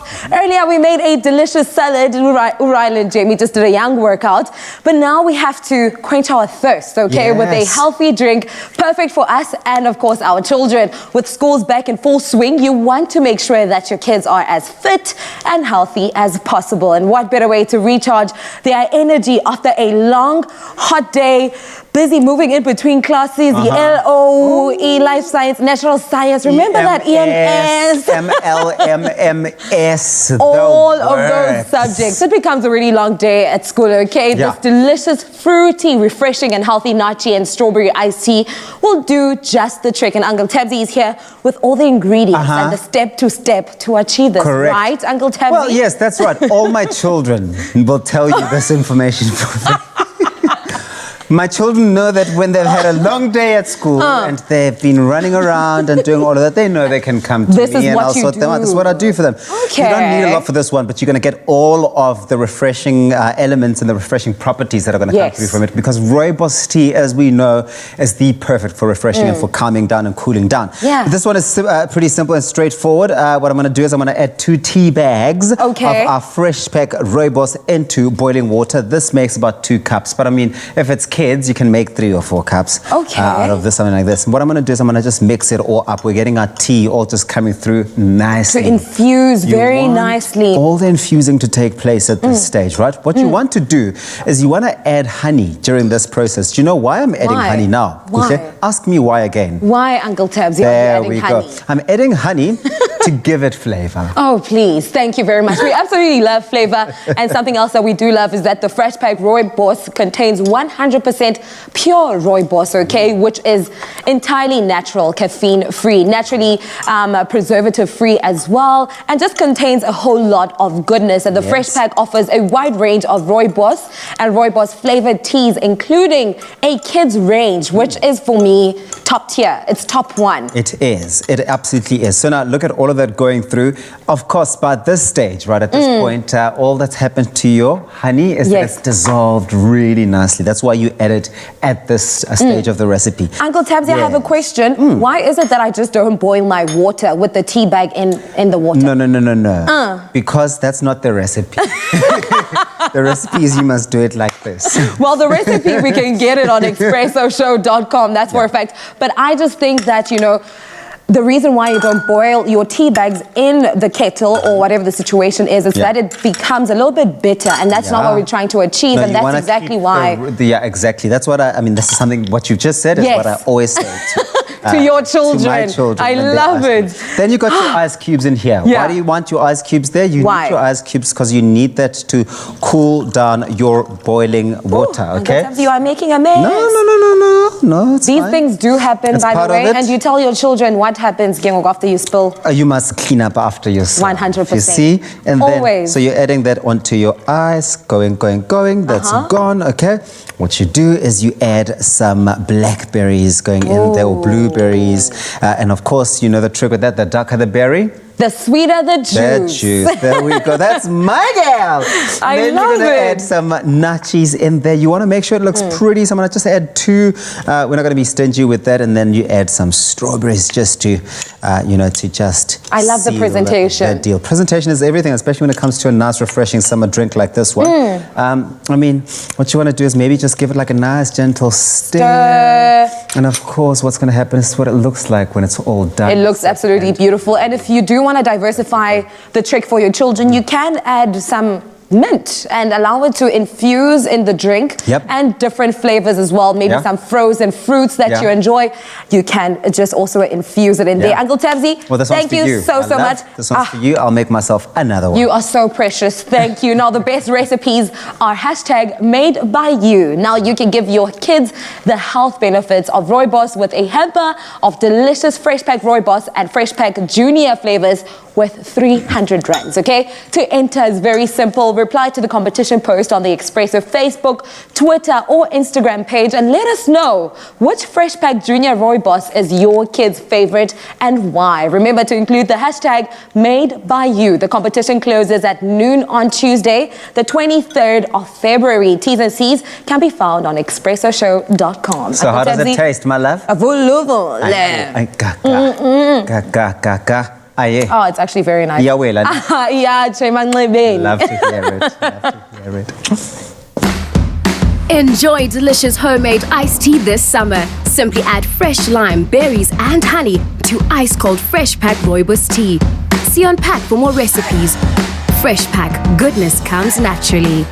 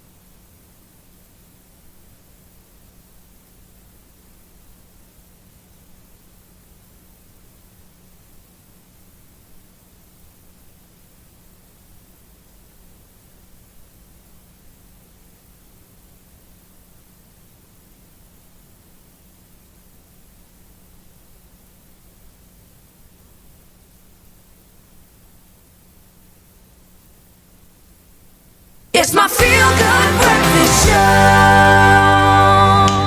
Welcome back. You're just in time for a celebration of art and community. The acclaimed International Public Art Festival officially finished its 5th run down in the Mother City over the weekend. The community of Salt River was lucky enough to get a beautiful makeover, courtesy of some stellar international and brilliant local talent as well. This year, the theme was sustainability. Let's see how that came across in the artwork.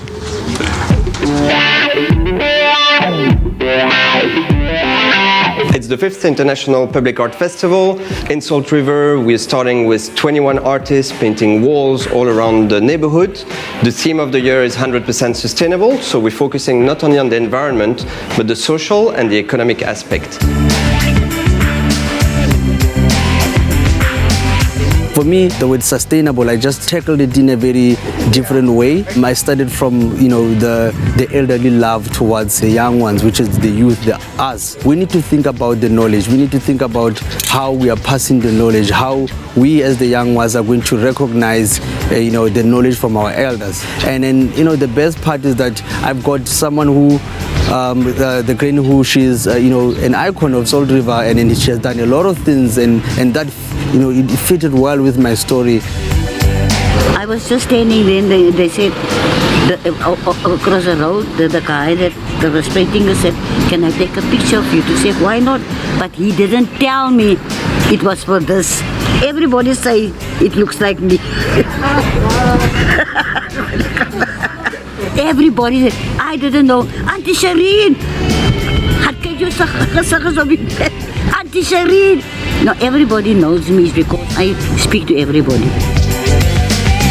My ideal image of a granny was to get a granny that is, she aged very well. What was happening was, after preparing my wall, I went around to look for grannies, and then some other grannies, they turned me around. I was running on the streets. They were like, "I don't want to be painted on the walls." But at last, I came across Auntie Shireen, and she was by the streets, and then I approached her, and then I was like, "This is the right auntie that I'm looking for." And she was so welcoming, you know what I mean? And she was telling me about her story and about how she's involved in Salt River. That was now like, it blew me away. The confidence in her, how she talks about what she have done and achieved in the past, and the love and how she welcomed me. I even felt it in my heart that I'm actually at home here. You know what I mean? That's the part that reminds me of my grandmother. Cancer, all those things, cancer related to life, you name it. I participated. I was the chairperson of all those things. Kite Festival, all those things, we participated. I said, I hope they can do more of this to brighten up Salt River. And it's because Salt River is not the Salt River what it used to be. So I don't really know if Salt River choose us or we choose them. We were looking at hosting the International Public Art Festival in the neighborhood, and Salt River, because of its past as being a textile hub that died about 30-40 years ago, was looking or in search of an identity. And when we suggested painting walls, they said, "Well, that's amazing, it brings colors and it doesn't make noise." And we're like, okay, well, yes, that's exactly what we do. And so by painting walls year after year, what we realize is that it actually puts the neighborhood stronger together, creates a very strong sense of community and belonging for Salt River. When you travel, when you take a walk in Salt River, every street that you cross, there is a nice street art piece, so you can enjoy it like a museum, and it's very nice, and I think that can help the people that live here to rise up a little bit. I'm Luca Maleonte, an Italian artist from Rome. Usually I paint animals and plants, and when I travel I like to study about the folklore and flora and fauna of the places where I paint. I'm a little bit more than halfway. I've put almost all the colors on it, and then now I have to reshape everything with lines. It's going to define all the artwork, and it's working with lines is also my own style.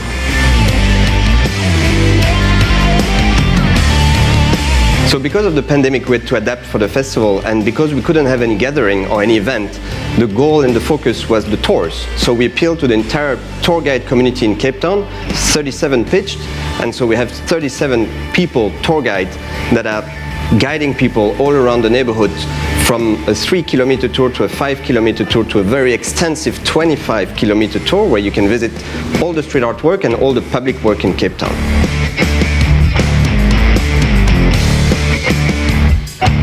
So we involve everybody in Salt River. The kids, they help, they paint, they scrape, but the teenagers, we have over the past 5 years, we've seen some youngsters, they were 12, now they're 17, and they come and support, and they love to see the evolution, the fact that we're growing, but all the way through residents providing the scaffold, or the paint, or the food. That all comes from the community, because we want to create a festival that's 100% sustainable. So what I would love to is that in the future the community takes over the festival. They're already offering the walls, but I'm sure we can have a festival that's entirely run by the community.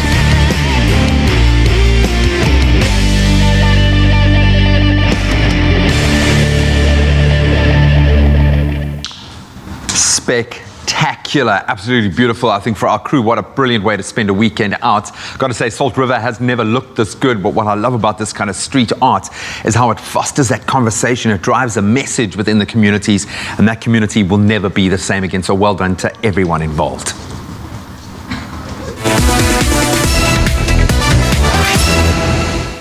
That was some really great work we're seeing out there in Salt River. Yes, it's true that that community will never, ever be the same again. And clearly our community is being inspired as well in a different form, whether it's on the streets or whether it's in the lounge. We know that FIFA 21 has more ways to play than ever before. And our gaming guru, Grant Hines, couldn't agree more. What he's done is he joins us live in studio here on Thursday morning to give us his top reasons why you at home need to upgrade to FIFA 21 this year. Oh, so much excitement. Do you want to know what the best part is, guys? What is? We have an early Christmas present for soccer fans around South Africa, as you can play along too. Now just send us your gamer tag as per your PlayStation account on Expresso's Facebook page right now, and that way we can actually add you to the game from the comfort of your very own home and get ready to tackle our presenters in a game of FIFA 21. Pass. Yes. Do you know how to play FIFA 21? Hello. Show us what you can do with the ball. Oh man. Well, guys, while Tabisa's been playing with the ball, we are not done yet, because you can also stand a chance to win one of 2 PS5s. Yes, that's PlayStation 5s, courtesy of game stores. And all you have to do is spend 250 Rand or more in store on game stationery supplies. And remember to keep your till slips safe and fill in the entry form online and upload your till slip for a chance to win. And you will then go into the lucky draw to stand a chance to win one of 2 PS5s. Yeah. Now your T's and C's can be found on expressoshow.com, and the competition runs until the 28th of Feb 2021. The challenge has been accepted. Let's you can do this. One more time. You can do this. Oh, then you're just too cool, huh? Now do something. What are you doing? This is it. This is the thing. This is it.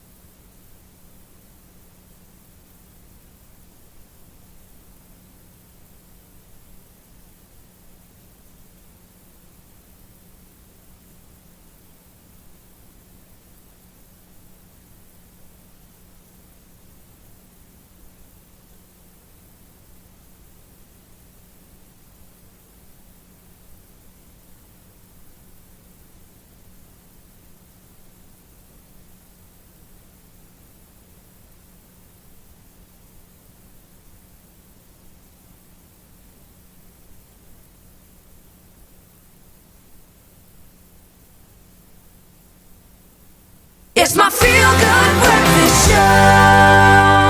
From leading South Africa to the Rugby World Cup win in 2019 to lending a hand to those in need during the national lockdown, there is no doubt that Siya Kolisi is a national hero in my mind. And we're going to catch up right now with our Springbok captain via video call.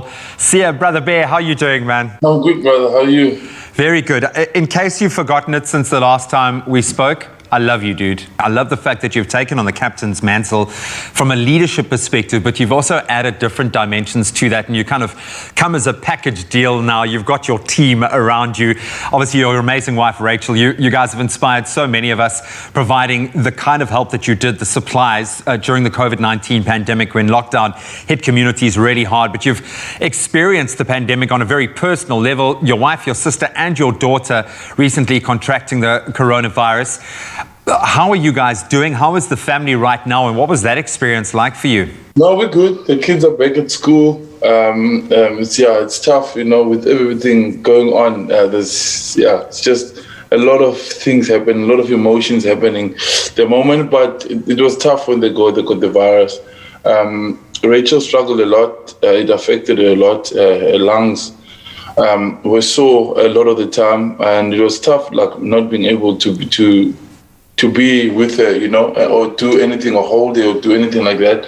But for the kids were fine. They barely had symptoms. They were fine, but we got through it. I mean, what a dose of the global experience right now. So many people have been touched by it, and it moved from kind of knowing someone who contracted it to actually experiencing it yourself. And we were obviously able to kind of walk that path a little bit with you, having a glimpse into the Kolisi household, showing us how much fun you guys have at home and how terrible Rachel is at dancing. All due respect, dude. Has she picked up any new skills? Why are you so resolute in trying to teach her how to dance, man? No, it's not about her dancing. It's all about her expressing herself and just moving, and being comfortable with who she is. And also it's all about us not taking ourselves seriously too much. And if we're able to make other people happy, other people smile, and we'll do that, especially in times like this. It's been a tough period for everyone. Completely, and you've really helped to take the edge off there. And I'm sure, hopefully, it's helped you take the edge off a very uncertain year for rugby, man. I've thought so much about you in the narrative of South African rugby on the international scale. Thank goodness we got to see you play in the blue and white and play some fantastic domestic rugby. But of course, SA Rugby have announced the kickoff of the 2021 season, a number of preparation fixtures, 8 provincial teams taking part now in what they've announced. I've got to ask you this because I know you're not at the point yet for me to push you on an answer about what's next in terms of the franchise move. But looking back, I mean, I took a ride past Newlands, and you, that team, that stadium have given me so much, and I'm just a broadcaster. I can imagine for you, this past chapter must have been something so special for you. What have the last 11 years in blue and white meant for you, man? No, it's been everything. I think from a young boy, coming here, with no experience whatsoever, and the things that I've learned being here, and from learning how to ride a bicycle for the first time, learning how to drive, and also and the foundation was born out there. My relationship was born out there. My kids were born into that, and it's been huge. It's been huge. It's all that I know, rugby-wise, and also a lot of my growth has happened there. And it's been more than that. And also the legends that I've played with, the legends that I've played against, and also now a kid from the township surname will also be remembered as part of the history of Newlands. So that's been huge, and it's inspired a lot of people in my community, and I'm hoping. I'm grateful for everything. I'll forever be indebted to the union, and I'm glad that I'm living in good terms. So but now it is time for a new chapter for my family, and I'm grateful for the fans. The DHL faithful have been amazing. have been amazing. You know, they've carried us through the tough, the good, and the bad times, everything, you know. So, yeah, I'm going to miss the people, man. That's the biggest thing for me. It's been amazing to watch personally. I mean, I've been lucky enough to have a front row seat to some amazing moments with you. Currie Cup finals played out in Durbs. Amazing moments at Newlands. Watching you take that mantle over from Jean de Villiers in that space has been awe-inspiring. So well done and congratulations on everything that you've achieved in that space, my friend. It really is commendable. I've got to ask, without getting into particulars, what do you want out of the next phase of your rugby career? What's next for Sia? It's all about, I think, just restarting. You know, I'm hungry again. You know, I'm gonna have to go somewhere else. I have to start fresh. I'm gonna feel like a junior. I'm gonna have to fight again. You know, it's a new challenge again. So I'm really looking forward to that. And I just want to do what I love, play rugby, and also help in communities, help change the narrative for so many people, because it's not just about playing rugby and winning games. I want to do that while I'm changing people's lives, because at the end of the day, man, the lives that you touch, the love that you change is all that you're going to be remembered for, because the next person will break all the records on the field. And so that's important for me right now, to do what I'm passionate about. And I don't know how many years I have left, but I want to make sure that I make it memorable on and off the field. Finally, Billy, I've got to ask, you turned the big 30 this year. You've obviously achieved so much, especially in the last couple of years. But is there anything specific that you'd like to do or achieve before the big 3-0 in June? Damn, I will have to think about that. That's crazy. Actually, but my dream, I can tell you this, my dream is to build a model school in the township, like a boarding school. That's my ultimate dream. But for now, I want to try and renovate my school in the township, build a rugby field or a sports field, a netball court, do the bathrooms, and we're busy in the process of that. You are a bona fide hero, and you really are. I say that with every ounce of my belief. It's been amazing to watch where you have come from, what you have been able to achieve. But I think what excites me even more is what you are still going to achieve now that you have unlocked your potential, because the best is yet to come on the field. As a player, I have no doubt with this new fire that's burning there. But I think off the field, you're going to change the game for what a sportsman can do, what a captain can do, and what a human can do in South Africa. And we need that voice so much right now, my friend. So I'm going to say, well done. You are a hero. We absolutely love you, my friend. Thank you so much for taking the time. And as you embrace this new era in your rugby career, all the best of luck, my friend. Thank you so much. Thank you again for your continuous support, to you and your team, and always being supportive of me. And yeah, and all the best for the year. I hope it's much better than last year, and keep on spreading the good messages and spreading love, because it's much needed this year. And don't forget, buddy, I love you, man. I love you, bro. I love you. Oh man, we'd like to thank our Rugby World Cup winning Springbok captain Sia Kolisi for taking the time out of what is always a very busy schedule to join us this morning. We can't wait to see him back on the field in this country and playing the game that he plays so well. The legion of fans and new fans that I'm sure will join that field. Can't wait to see him back out there doing what he does best. Thank you so much, G, for bringing the feel goodness with rugby captain Sia Kolisi. It's also fantastic to see Rachel Kolisi up and about and feeling great again. But right now, it's time for us to check in with the news headlines. It's almost the final hour of the show. Just before 8 o'clock in the morning, thank you very much, Kuhle. We start off with our national news with an estimated 600 children drowning per year in South Africa, most of them at or near their home. The National Sea Rescue Institute's head of drowning prevention, Andrew Engram, has urged parents and caregivers to be vigilant when their children are near water. In an attempt to assist the public in identifying people who are possibly drowning, the NSRI has developed a swimming monitor. It's an ID tag. And he said that this designed swimming monitors should wear, or rather designated swimming monitors should wear this around their necks and do nothing other than watch the children while they are in the water. The Automobile Association says motorists should brace themselves for yet another petrol price hike next month. It's predicting a month-end increase of 56 cents a litre for petrol, 47 cents for diesel, while illuminating paraffin is expected to rise by 41 cents a litre. and the AA has attributed the hike to the increased international oil prices. And it says if oil continues on this trajectory, South Africa's fuel prices may edge back into record territory in the medium term. Fuel users also remain vulnerable to economic shocks with, of course, all of that we're seeing weakening across the globe and, of course, may weaken the rand. In international news, Zimbabwe has received its first 200,000 doses of the Sinopharm COVID-19 vaccine donated by China. The consignment arrived yesterday morning aboard an Air Zimbabwe flight and was handed over to the government by the Chinese ambassador to the country. China is aiming to cultivate goodwill through so-called vaccine diplomacy with lower-income countries. It said this month it was providing vaccine aid to 13 countries globally and planned to help a further 38. An additional 600,000 doses ordered by the Zimbabwean government are expected to arrive next month. China has overtaken the United States as the EU's biggest trading partner. The EU statistics agency Eurostat said yesterday. The EU's trade with the US dropped significantly in 2020 with a 13.2% dip in imports and 8.2% in exports, Eurostat said. Britain, meanwhile, which is no longer part of the European Union, was the third largest trading partner for the bloc behind China and the US. And China's exports to Europe benefited mainly from a strong demand for medical equipment and for electronics. And now news of a second pregnancy for a royal couple. The news was confirmed on Sunday. The Duke and Duchess of Sussex, or former Duke and Duchess of Sussex really, are expecting a second child. 36-year-old Prince Harry and his 39-year-old wife are said to be overjoyed, and the baby will be 8th in line to the British throne. A spokesperson for the Buckingham Palace said that the Queen, Prince Philip, Prince Charles and the rest of the royal family are delighted and wish them well. In 2019, Prince Harry told chimpanzee expert Jane Goodall that he would only have 2 children for the sake of the planet.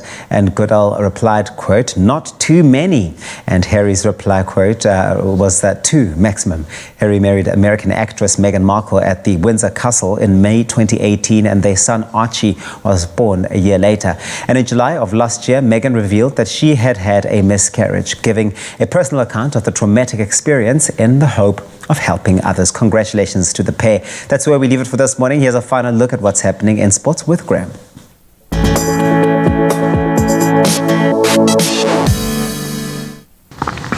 Thanks to Biso. Let's start with some good news. Finally, on the cricketing front, as Ireland will be hosting the Proteas for 3 one-day internationals and then 3 T20 matches in July. The matches will be played between the 11th and the 25th of July. The 3-match ODI series will be played in Malahide, followed by the T20s in Malahide and Stormont. And the ODI series will also form part of the International Cricket Council's World Cup Super League. On to football, the 2 first-half goals won by Olivier Giroud, who's having a fantastic season, and Timo Werner back on the score sheet guided Chelsea to a 2-0 win over Newcastle United at Stamford Bridge in the Premier League last night. So that result takes the Blues up to 4th place on the standings. Thomas Tuchel doing a great job in his new tenure. In the earlier fixture, West Ham United thrashing Sheffield United 3-0 to go 5th, while defending champions Liverpool, they moved down to 6th place. Then finally, on the tennis front, it looks like he's on track. World number 2, Rafa Nadal, he eased past 16th seed Italian Fabio Fognini 6-3, 6-4, 6-2 to advance to the Australian Open quarterfinals. The number 2 seed will now face Greek tennis player Stefanos Tsitsipas in the last 8. Then in the women's singles draw, world number 1 Ashley Barty looking very strong, defeating American Shelby Rogers 6-3, 6-4 to advance to the tournament quarterfinals as well. That's a wrap of your sport for this Tuesday morning. Let's take one last look at the weather.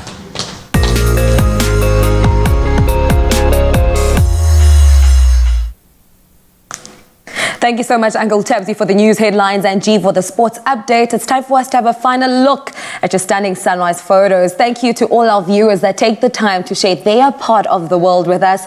We started the morning off with a warm image of Riebeek West from Verity Barnes Herbert. And newcomer to our sunrise submissions, Ryan Bransley Khan shared this silhouette from Mark Gate in KZN. Refiru Mahlangu shared this photo of Pretoria's sunrise. And last but not least, Ridwan Snyman shared this cloudy sunrise photo from Bonneville in the Western Cape. Please continue sharing your sunrise photos with us on the Expresso Facebook page. We love interacting with you and seeing how you start your day. Now, while we do enjoy experiencing a sunrise from our parts of South Africa, we do have some international viewers that are currently tuning in on YouTube and the Africa channel in the United States of America. Today, we are sending a shout out to our viewers tuned in from Nairobi. Shout outs to you. It's the largest city of Kenya. Nairobi has a subtropical highland climate. Evenings may be cool when the temperatures can drop to 9 degrees, while the days average in the mid-20s. Today, however, you can expect partly sunny day with a breezy afternoon peaking at 28 degrees Celsius. Now, the South African government has declared the tropical storm Eloise a national disaster. Eloise made landfall with wind speeds of 160 kilometers per hour on 23 January in Mozambique and left large parts of Beira flooded. In South Africa, it left hundreds of people homeless, and in Limpopo, 10 people, including children, lost their lives after they were swept away during floods in the province. In Jozini, a small municipality in the northern part of KwaZulu-Natal, almost 280 houses were either completely or partially destroyed. Eloise also hit Mpumalanga and Limpopo, where it washed away bridges and houses. A state of disaster gives the government the power to rule by decree, making rules as it sees fit and putting them into immediate operation. It also opens up access to emergency funds. A state of disaster automatically lapses 3 months after its declaration. Let's get into the final look at your temperatures in Mzansi, starting off at Polokwane. Partly cloudy conditions in your part of the country with a low of 16, reaching a high of 24. 25% chance of rain in Bombela, 1722. It's a mostly sunny day in Pretoria, reaching a maximum of 27 degrees. Jozi Maboneng, the city of gold, 1224. Mahikeng, 53% chance of rain is forecast this Tuesday with a maximum of 30 degrees. Klerksdorp, your high is 28 from a low of 12 degrees. Kimberley, it's a sunny day reaching a high of 30 degrees. The sun is out to play in Bloemfontein as well with a maximum of 29 degrees. Some great conditions for Richards Bay with 60% chance of rain. A mostly cloudy day in Pietermaritzburg with temperatures ranging from 12 to 21 degrees. Durban, 1924. Tata, 1220, and East London. The rain continues in your part of the country with a low of 16, reaching a high of 21. Cradock, 825. It's a partly cloudy day in Port Elizabeth with a minimum of 17, reaching an afternoon maximum of 22 degrees. George, it's a partly cloudy day, 13, 10, 21. It's a perfect summer's day in Cape Town with a maximum of 25 degrees. And Rooster, your temperatures peak at 30 this morning, or this afternoon rather, and Sutherland, 824. Uppington coming through with the highest temperature in the country, starting off from a low of 15, reaching a high of 32. This was the final look at your stunning sunrise photos and the weather forecast for the day. Remember, whichever part of the country you're in, whatever the weather, make sure to have yourselves a feel-good kind of day. Let me just tell you, take out the tears, take out the tissues. You're in for a treat this morning. We've been delighting in the vocal talents of media personality Taryn Louch, and you'd be hard-pressed to find someone like her. She's beautiful. She just exudes confidence, and that's why we're excited to present you with her rendition of Adele's smash hit song, Someone Like You. Girl, take it away. Thank you.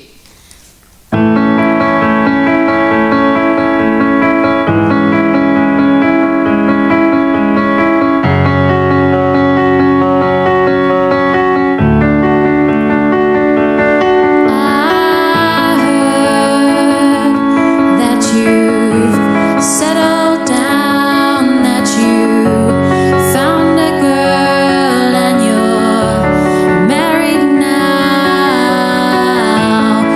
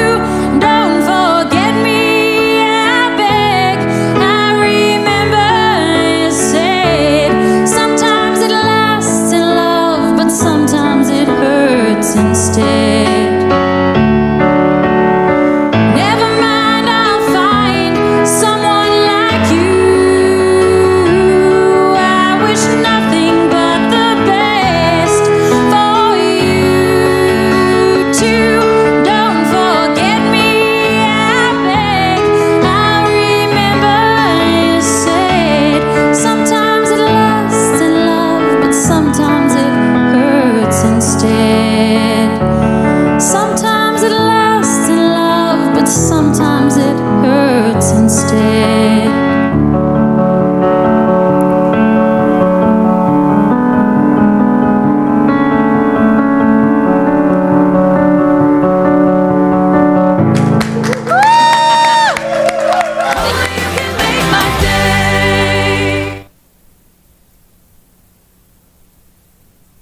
Tears, tissues, let's go.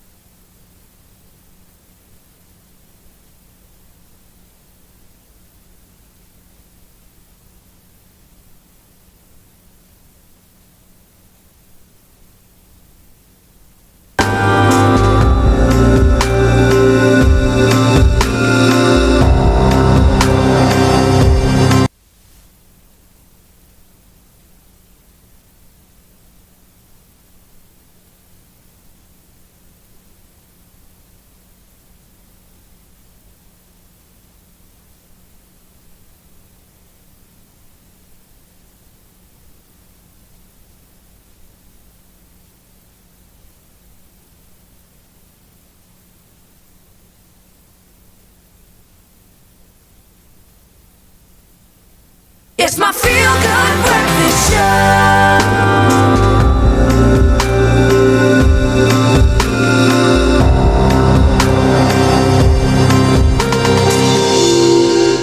Welcome back. Of course, you're still locked in. It's your Feel Good Breakfast Show. And if you saw the cue, you know what time it is. We're talking about health. And now a preliminary study has suggested that the Oxford University AstraZeneca vaccine that arrived in South Africa earlier this month provides only limited protection against mild to moderate cases of the South African variant of the coronavirus. Now, South Africa has now halted the rollout of the vaccine and await the arrival of the Johnson & Johnson vaccine instead. Now, infectious disease specialist Dr. Emil Reed, who's a local on the show right now, is joining us in the studio to tell us more about the different coronavirus vaccines. And if you have any questions, you are more than welcome to call us. And the number is 021 110 5552. That's 021 110 5552. And we'll be taking your calls and answering a few of your questions later on the show with the doc. But firstly, Doctor, how are you doing this morning, man? Thank you for joining us. Good morning, guys. Always great to be here. Always good to have you enlighten us with all your knowledge, of course. And we've got so many questions. So much. I think now it's gotten to a point where it's a little bit confusing, Doctor. I mean, South Africa received 1 million doses of the Oxford University AstraZeneca vaccine from India not too long ago. You know, but what is it exactly? What is this vaccine and how does it work? Yeah. Guys, it's an amazing vaccine. You know, the AstraZeneca vaccine is what we call a DNA vaccine. And what it does, it actually uses other viruses not found in humans, chimpanzee or macaque adenoviruses, and it connects DNA or proteins of the virus to that specific virus, the adenovirus. And that virus is being used as a vehicle to be injected into the human body, which then produces certain proteins that elicit an immune response. And those proteins that are on the adenovirus of the macaque actually are those proteins associated with a spike protein of the SARS-CoV-2 virus, elicit the immune response, which actually protects us against the COVID-19 virus infection. Okay. And the importance of a vaccine is that different vaccines do different things. Certain vaccines protect you from acquiring an infection. Certain vaccines protect that infection from being transmitted to other people. And also certain vaccines only protect people against severe diseases associated with the infection. Wow. So, I mean, you mentioned that obviously after hearing that this is an incredible vaccine. I mean, it's doing amazing things. The fact that it's been formulated so quickly is almost like groundbreaking. If anything, why then is this becoming such a big problem and not a solution in our country? Why are we having all these issues with the vaccine? Well, I think for all of us, last year was like a honeymoon period with the development of vaccines. And the reason why vaccines were developed so rapidly is because the expertise was there, the knowledge was there, the building blocks for these vaccines, the technology was available. So the only thing people needed to do was to actually use the genome of this virus and apply everything that they already know to develop these vaccines.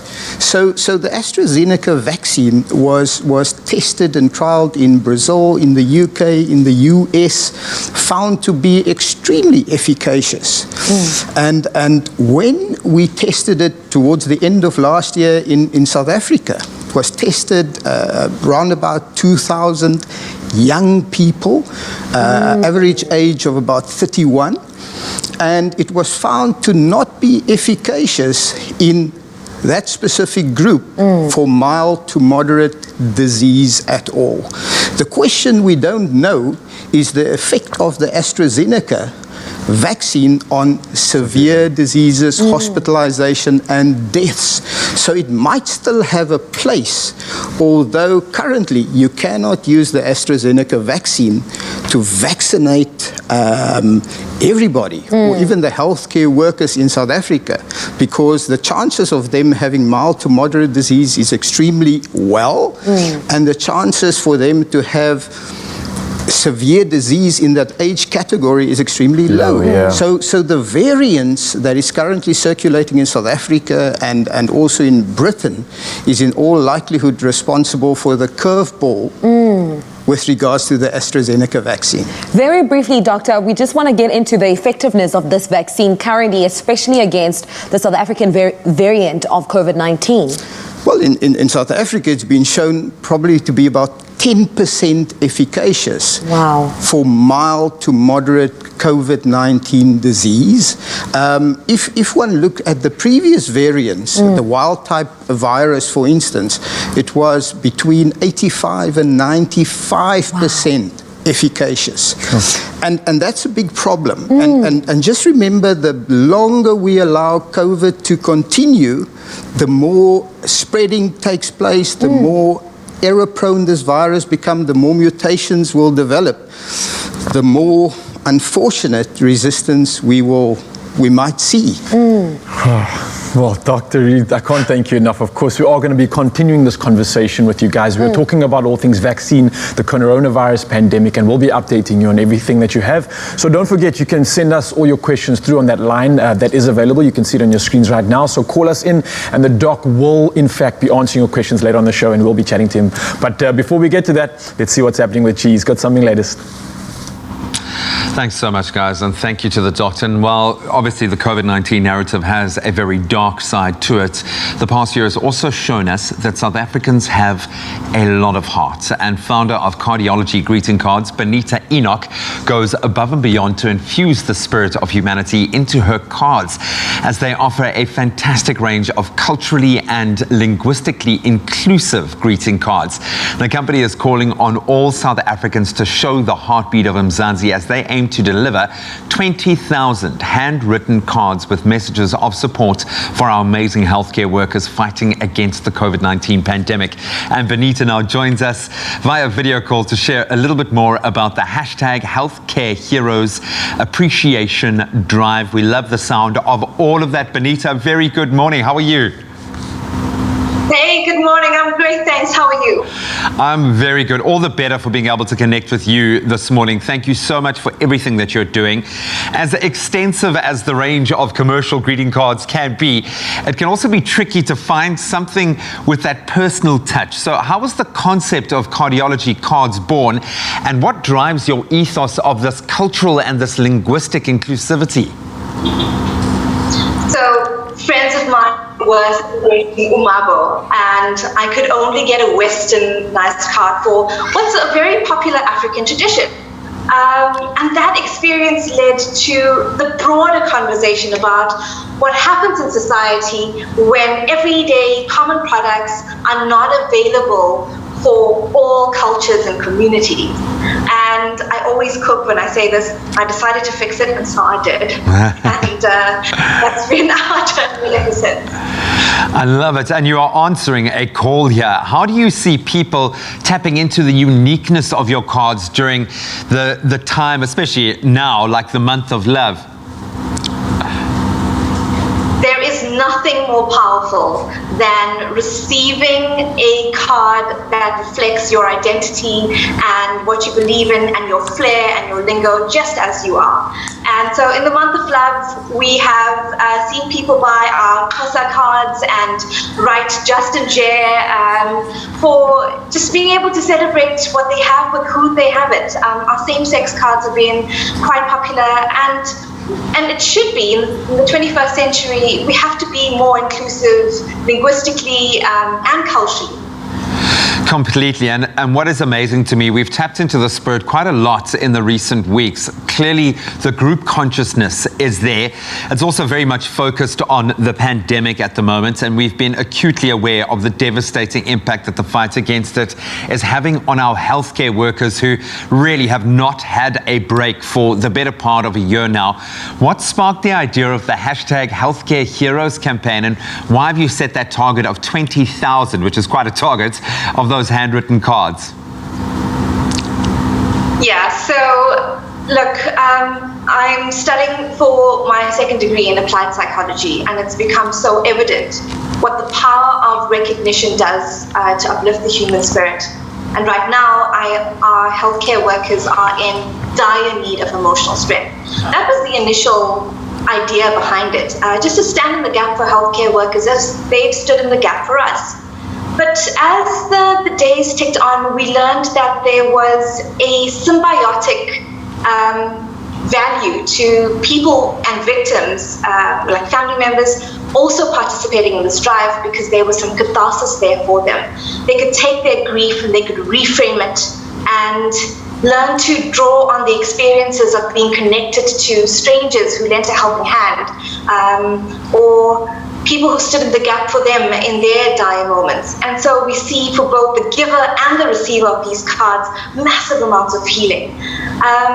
The figure of 20,000, because we thought we're going to reach out to 20,000 of our very cool South African friends, and we're going to ask them to join in with an idea that we think is really has the legs to become an everyday thing. They are not just healthcare workers who sacrifice, they are teachers, and there are police officers and Metro Police and court officials and a lot of public servants who stood in the gap for us. And so we came up with this idea, and it's been growing ever since, and we're very grateful to everybody who's participating. And we're very grateful to you. I know so many healthcare workers in that coalface, and it's amazing how they say just one small token of appreciation, of understanding that emotional conversation, how much that means to them and re-energizes them. So thank you so much. We're going to proudly drive your campaign from our side as well. And again, say thank you so much for infusing so much of what makes South Africa great and what we've seen the best side of South Africa over the last 9 months. Thank you for being that voice. We really do appreciate you and what you're doing. Yeah, Graham, we are so bowled over by, the truth of the matter is that I read these messages and they come down and I have to sit with a box of tissues. And a lot of people ask me to draw on that experience of what is it like? What is it actually like to be an observer in someone's most vulnerable, barefooted gratitude? And I often struggle to put it into words, but I do have a letter that came in 2 days ago. And if you want me to just read it out to you, you might be able to have the experience with me. Okay, go for it. Okay, great. Okay. I don't know. I hope I make it through. I have wanted to write to you for many months. I saw this campaign and saw it as a sign. You treated my daughter in August. In all my dreams, I could never have imagined having a daughter as loving and witty and loyal. She would WhatsApp me telling me that she asked you for the good oxygen, the one you kept in the back. She spoke of your soothing voice and never letting her take the easy way out of proning. She spoke of your compassion, she spoke of your pain. She spoke about doing something nice for all of you when this was all over. And then suddenly, her light was gone. On one of those days I was gardening, just crying into the soil. I remembered and thought, you must be grieving too. Moms are supposed to take the pain away. We are supposed to make everything better. You swept the hair from her eyes. You held her hand. You stood in for me. She wasn't alone. You were there. I wish I could hug you and cry together with you for what COVID has done. Instead, I pray for you for what beautiful gift you gave my little one. Oh, Benita, It's hard to explain that. Benita, well, hopefully that fuels you to keep doing what you're doing. We are certainly behind you completely, and we certainly empathize, and we send out all of our love and every muster of energy that we can to the families that are dealing with the darkest side of COVID-19. But thank you for that. We really appreciate you. Unbelievable bravery being shown, I think, is probably the best word to encapsulate that. You can go to cardiologycards.co.za to get more information and also voice your words of love and appreciation.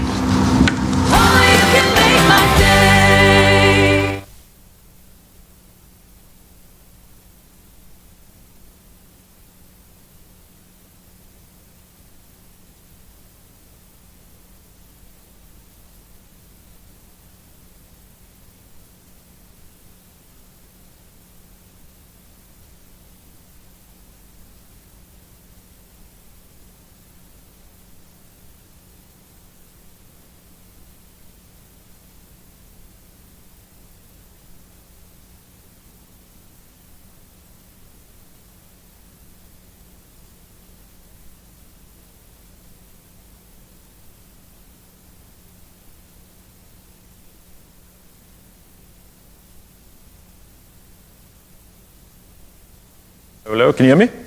So Lena said we're doing calls now. Are we going straight into it, or can we ask one question first? Straight to the caller. Okay. All right.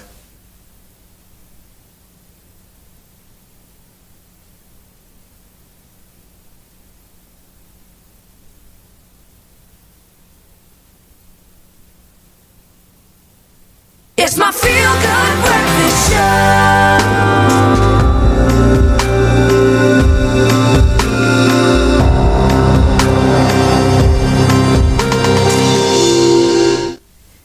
Welcome back to your Feel Good Breakfast Show, Expresso, here on SABC3. Continuing with our health discussion on the COVID-19 vaccine, infectious diseases specialist Dr. Emil Reid is still with us right now.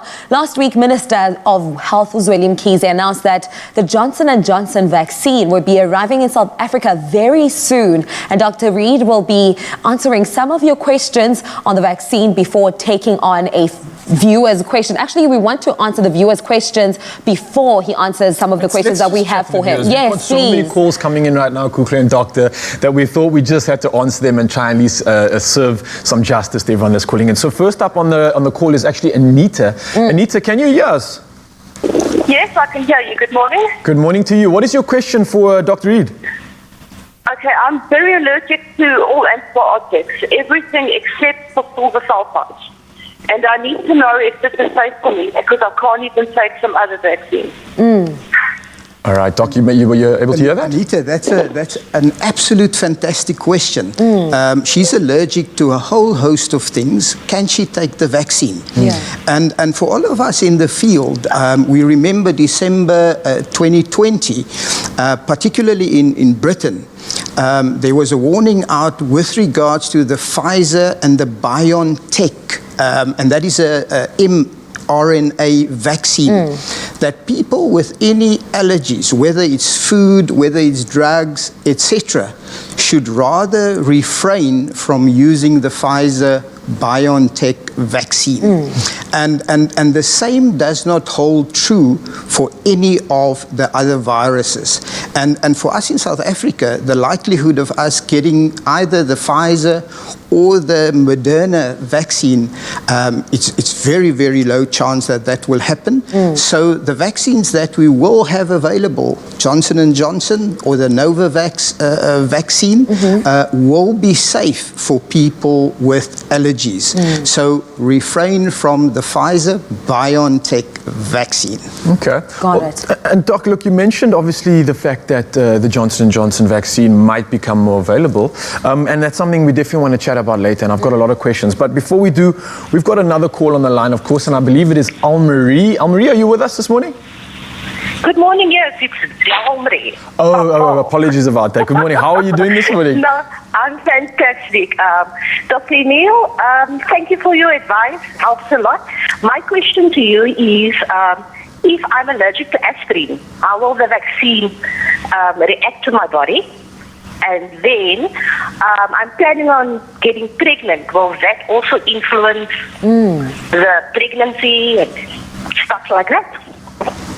Delmarie, that's an amazing question. And the big problem with the current vaccine trials that were conducted is that there were very few pregnant ladies included and also children. So currently we don't know. We don't have those answers. And the best thing for Delmarie, for instance, to do is to speak to her gynecologist and take her cue from the gynae. Because currently from a study point of view, it hasn't been studied that extensively in any way. All right, well, great advice coming through from Dr. Emil Reid, of course, and we'll be chatting to him a little bit later. I believe there was a second part to the question about the allergies, which we did actually obviously answer, and the pregnancies too. And that's something that's coming up quite often. I notice a lot of women are concerned about pregnancy and whether or not it's something that they should take on, whether they are coming towards taking that vaccine or not. So a lot of uncertainty there. So your suggestion is definitely chat to a gynae. Exactly. All right, well, of course, guys, Dr. Emil Reid, our infectious disease specialist, will be answering all of your questions on the coronavirus. So look, again, a little bit later on the show, and we'll be chatting to you about the updated corona vaccine potentially coming through from Johnson & Johnson, and you are going to want to stick around for that. Lots of information, a lot of uncertainty, and Dr. Emil Reid is here to clear up all our questions.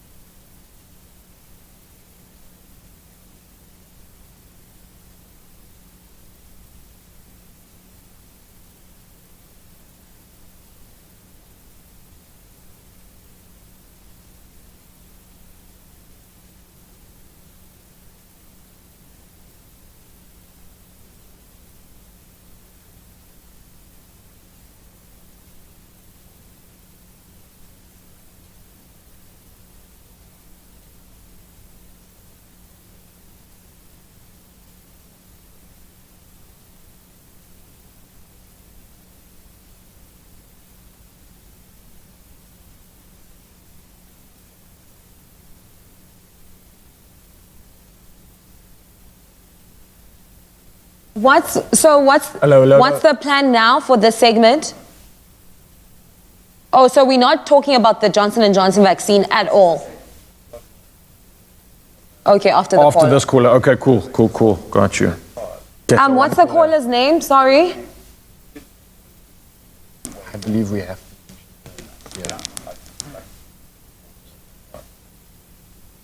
Lynn from Durban.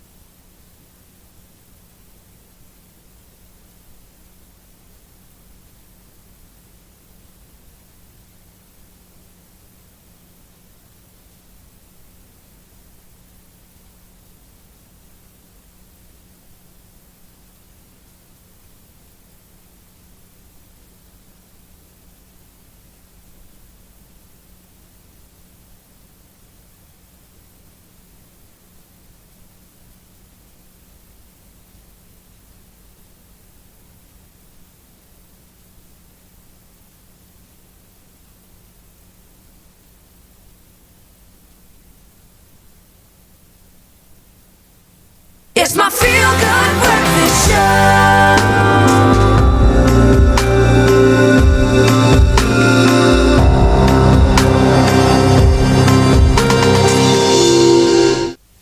Yeah, you guessed correctly. It's still health advice. You're still locked in. It's still your Feel Good Breakfast Show. And we are continuing our health conversation and discussion this morning with infectious disease specialist Dr. Emil Reed. And he's still with us and ready to answer all of your questions on the coronavirus vaccine. And a big thank you once again to everybody and each and every individual who has sent through their questions. And I've just chatted to Dr. Emil Reed, and he has mentioned that after the show, if you guys have any questions that you'd like to pose, you're more than welcome to also put them on our Facebook page, and he'll go on later and try answer a few of those questions too. So if you don't get around to you in the session now, you're more than welcome to head over to Facebook. So we've got another call on the line, Kukle. Yes, we've been calling out to you to call in on the show to ask Dr. Emil Reed any questions that you might have regarding the vaccine. And right now we have Lynn all the way from Durban. Good morning to you, Lynn. What's your question for the good doctor? Good morning. Thank you for taking my call. I'm interested to know people who have recovered from COVID-19, will they still need being vaccinated?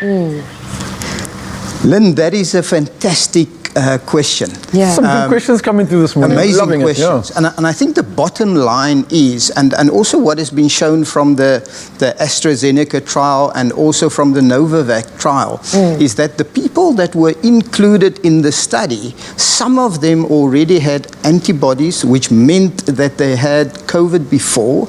And with the new variant that is currently circulating, we found that there is not merely enough antibodies to protect them against the new variant in any way. Meaning that people like Lynn and myself who have recovered of COVID disease should definitely get a jab in order to also protect us against the new variants circulating. Because our antibodies that have been induced by the previous infection might not be enough to protect us. Sure. All right, well, Doc, I mean, we're speaking about it all morning. We're speaking about the vaccines, and now we're talking about the new potential vaccine coming through, which is the one from Johnson & Johnson. So my question really is, what is the difference between the Johnson & Johnson vaccine and the Oxford Zeneca vaccine that we're speaking about, number one? And is it more effective? Is it what is needed for our specific coronavirus development that's occurred in our country? I mean, what's your take on that? Well, the first thing we need to remember is that both of them uses the same foundation for the vaccine to be developed. Both of them are vectored by adenovirus, chimpanzee adenovirus, and hence the reason for us to not understand the efficacy of the AstraZeneca and the Johnson & Johnson. What is different though is that the Johnson & Johnson vaccine was trialed much later than the AstraZeneca vaccine.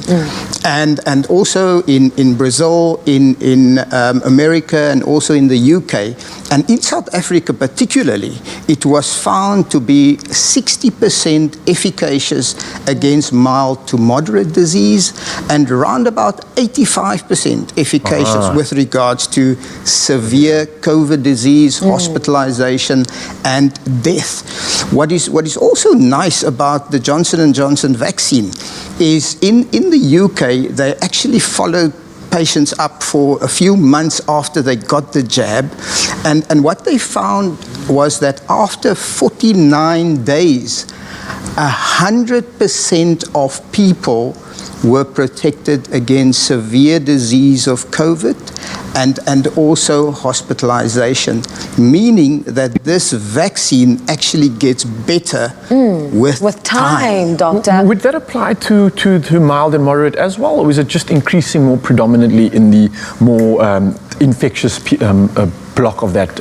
Well, in the UK, for instance, mild to moderate infections was around about 85% efficacious. Oh, wow. Okay. But take note, that was before the new variant came along. Oh, okay. And with the presence of the variants, it actually took it down to around about 60%. But the important thing for us is to recalibrate our minds and understand that we're not going to have herd immunity anytime soon.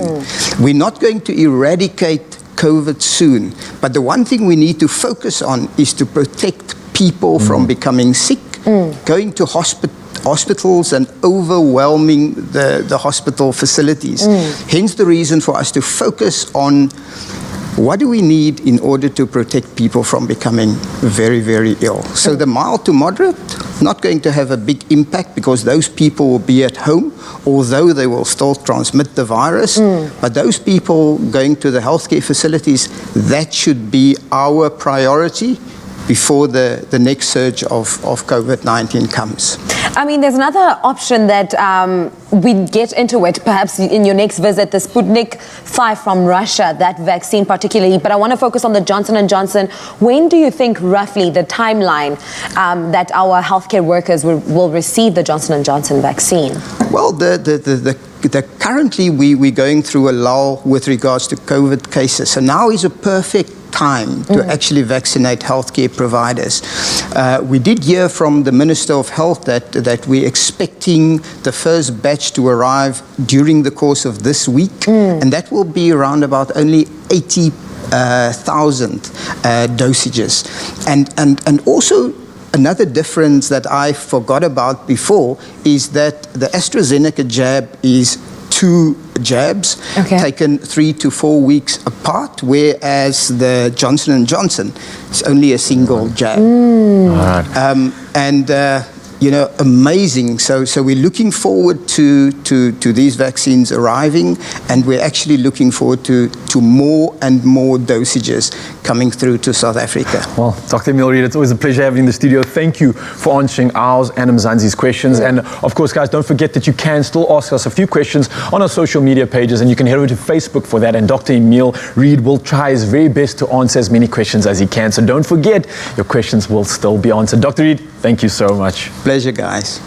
Really very insightful there. Absolutely. And today we are also acknowledging and saluting all, the difficulties that the staff in the medical sector are facing when it comes to the tireless work they're doing to take care of us and also keep us safe during this COVID-19 pandemic. It's been a difficult time and lots of pressure on them, absolutely, without a doubt. Now, recently, a heroic effort by Stellenbosch Unite was coordinated to deliver 991 care packages to workers in the city's public and private healthcare facilities.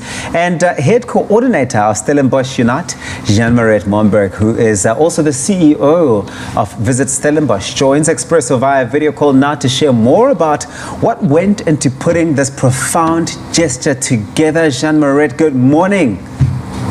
Good morning to you. Thank you very much for having me. Such fantastic work you guys are doing. Absolutely. I want to say thank you very much for what you're doing. And I think, one of the most amazing and also just the heartwarming developments of the COVID-19 pandemic is just witnessing and being part of how people are really rallying to provide for those who are really heavily impacted by the crisis. Maybe you can tell us a bit more about how Stellenbosch Unite all came about and came together. Yes, so it all happened literally the week after lockdown in March last year. We realized that there would be a big demand for food, and then we formed this collaborative effort between the Stellenbosch municipality, Stellenbosch University, NGO sector, and then civil society, which was in that case represented by Visit Stellenbosch, the official tourism organization of the town. And within a week, we could start with the distribution of our food parcels. And in total, up to the end of last year, we've collected 6 million rand in donations, and that we use to distribute food parcels, no less than 37,000 food parcels. We have distributed 700,000 food portions to destitute families in Stellenbosch. And then we also had a voucher scheme where we distributed 9,000 vouchers to needy people. So really it was a remarkable effort of the town of Stellenbosch, how they came together to help the citizens, their fellow citizens in need. I think what we're seeing here, Jean-Marie, is the power of the people and the power of rallying people who come together for a good cause. But the question then is, how were the people of Stellenbosch able to come into the initiative and help support the initiative? What was some of the ways that you were able to sort of get them involved? Yes, so when we decided now to move our focus to the care packages and help to just acknowledge the fantastic work that our health workers are doing, but also to acknowledge the pressure that they are under and working under these extremely difficult conditions, we were so fortunate that we already had this network of people supporting Stellenbosch Unite that we could rely on and that we could ask to not only give to the frontline workers, but also to everyone in the medical fraternity that plays a role. So in this, we not only gave care parcels to the frontline health workers, but also to the security guards, the kitchen workers, the clinic workers, the field workers. Hence our 991 packages that we distributed over the past 2 weeks. I love it. Jeanette, I want to say again, thank you so much for all the work that you're doing, also for the Stellenbosch community and the Stellenbosch Unite. Again, what Thabisa says, it's just so important to see what can be done, the power of bringing people together to rally and to support people in a time like this. So again, thank you to you and the community for all that you're working, for the work that you are doing to support everyone in a crisis like this. Yeah, it is a real privilege to be part of a project of this magnitude, and then to get the thanks from the health workers, telling how much the note of encouragement, because in every care parcel we made sure that there was a note of encouragement and gratitude, and how much they really appreciate it, and how they were telling us that it really gives them hope going forward, and energize them for the road ahead.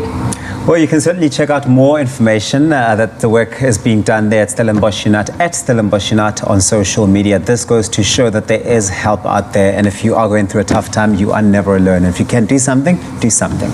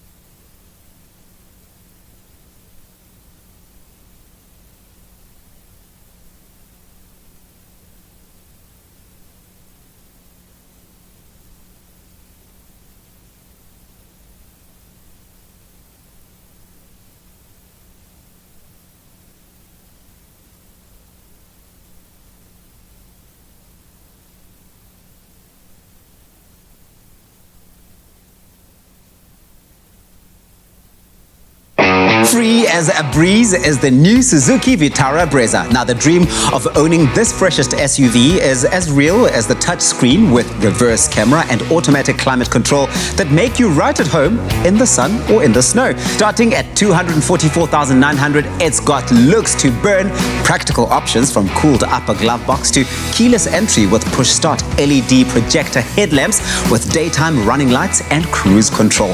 In your new Suzuki Vitara, it just gets Brezza. It's my feel-good breakfast show. Deep breath, everyone. Okay. Because we've had individual efforts, okay, that kind of built to a high and it felt like there was nothing that was going to top Britney Spears, we've decided to bring in the collab for today's karaoke session. And we're going to test ourselves with some of the best collaborators in the business, the originals, Backstreet Boys, okay? So this is a bit of a Russian roulette for us because we didn't know what we were going to be singing up until about 0.3 seconds maybe we should tell them, Zanzi, as a disclaimer, we often don't know what we're singing. That's why we maybe don't sound amazing. Very often we don't know anything that we're doing on this Why do you always do that? You always say that we like setting the bar low. We're actually very good. We're good. We're just not like, amazing. No, we are. That remains to be seen today, my friend. There we are. Because we are going to rock your body. So that's the song choice for today. Backstreet Boys, Rock Your Body. Are you up for it? Woo! Yeah. Shake and bake. Mr. DJ, take Get it it. away. Oh, there we go. Everybody. Rock your body. There we go. Yeah. Everybody. Rock your body right. Here we go. Backstreet's back. All right.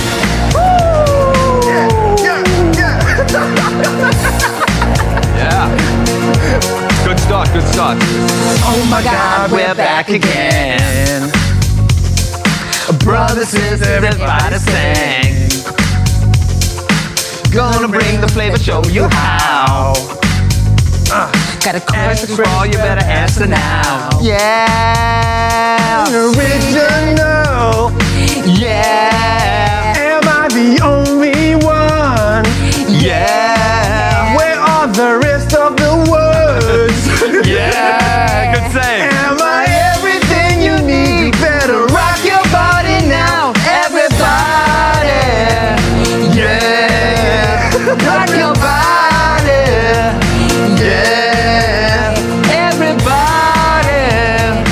Rock your body right. Backstreet's back. All right. Yeah. All right. All right. Now throw your hands up in the air. Wave around like you just don't care. If you wanna party, let me hear your yell. Cause we got it going on again. Oh yeah. Yeah, Shock G coming through. Original. Yeah. Am I the only one?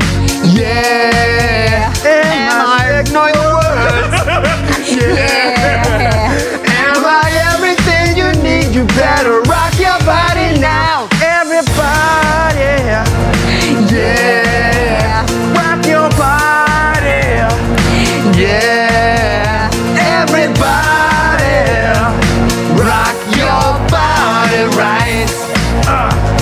Cause Backstreet's back. All right. Yeah. Oh man. Cut the mic. That was nice. I actually nailed it. Oh no, we nailed it. We nailed that So first please, time. if you're Come on. wondering about our very creative censoring here and there, just go and look up the words. That took us by surprise, as much as it will take you by surprise. But champion effort there. Well that was done. cool. That was fun, guys. The bar's been said. Yeah, it has. 100%. I just want to stand like this because I feel like when you stand like this, you just it just shows. I just We're needed back. like a bucket of water to come down and a white shirt that I could just like tear I off can with a big literally fan. picture that, G. That would have just sold us. Big fan blowing my short hair. Oh, well done, man. Well, on that note, I suppose there's nothing else that we could follow after that. I think we did a great job. Well done for earning your Backstreet Boys stripes. To you guys at home, thank you so much for dancing along with us, singing along with us, which I hope you did. If you did, please send us a video. We'd love to see it. We'll see you bright and early tomorrow morning. Ciao, ciao. Adios, Ciao, muchachos. ciao. Everybody, yeah, rock your body, yeah, everybody, Yeah. Everybody. That was I love absolutely it. wonderful. Listen, guys, that was really stunning work. In fact, I've got a bra here that I've just taken off, and I'm just throwing it at the boy bench. Here's my bra. Woo! There we go. Catch it if you can. Oh man, it's been a beautiful Tuesday morning, It right? has been absolutely. Well, listen, which song would you like to see us, the presenters of the Expresso Morning Show, sing for you next in our hashtag karaoke challenge? Let us know. Expresso Morning Show, SABC3. Taryn, you've been fantastic. Thanks for joining us. We love you. Thank you. It's so wonderful to spend my Tuesday morning with you. Fantastic. We'll see you tomorrow, bright and early, 6 o'clock here on SABC3. Happy Tuesday. Bye. Everybody. You guys Celebrate the month of love with your family favorites. Made with love by Clover. Another feel-good production.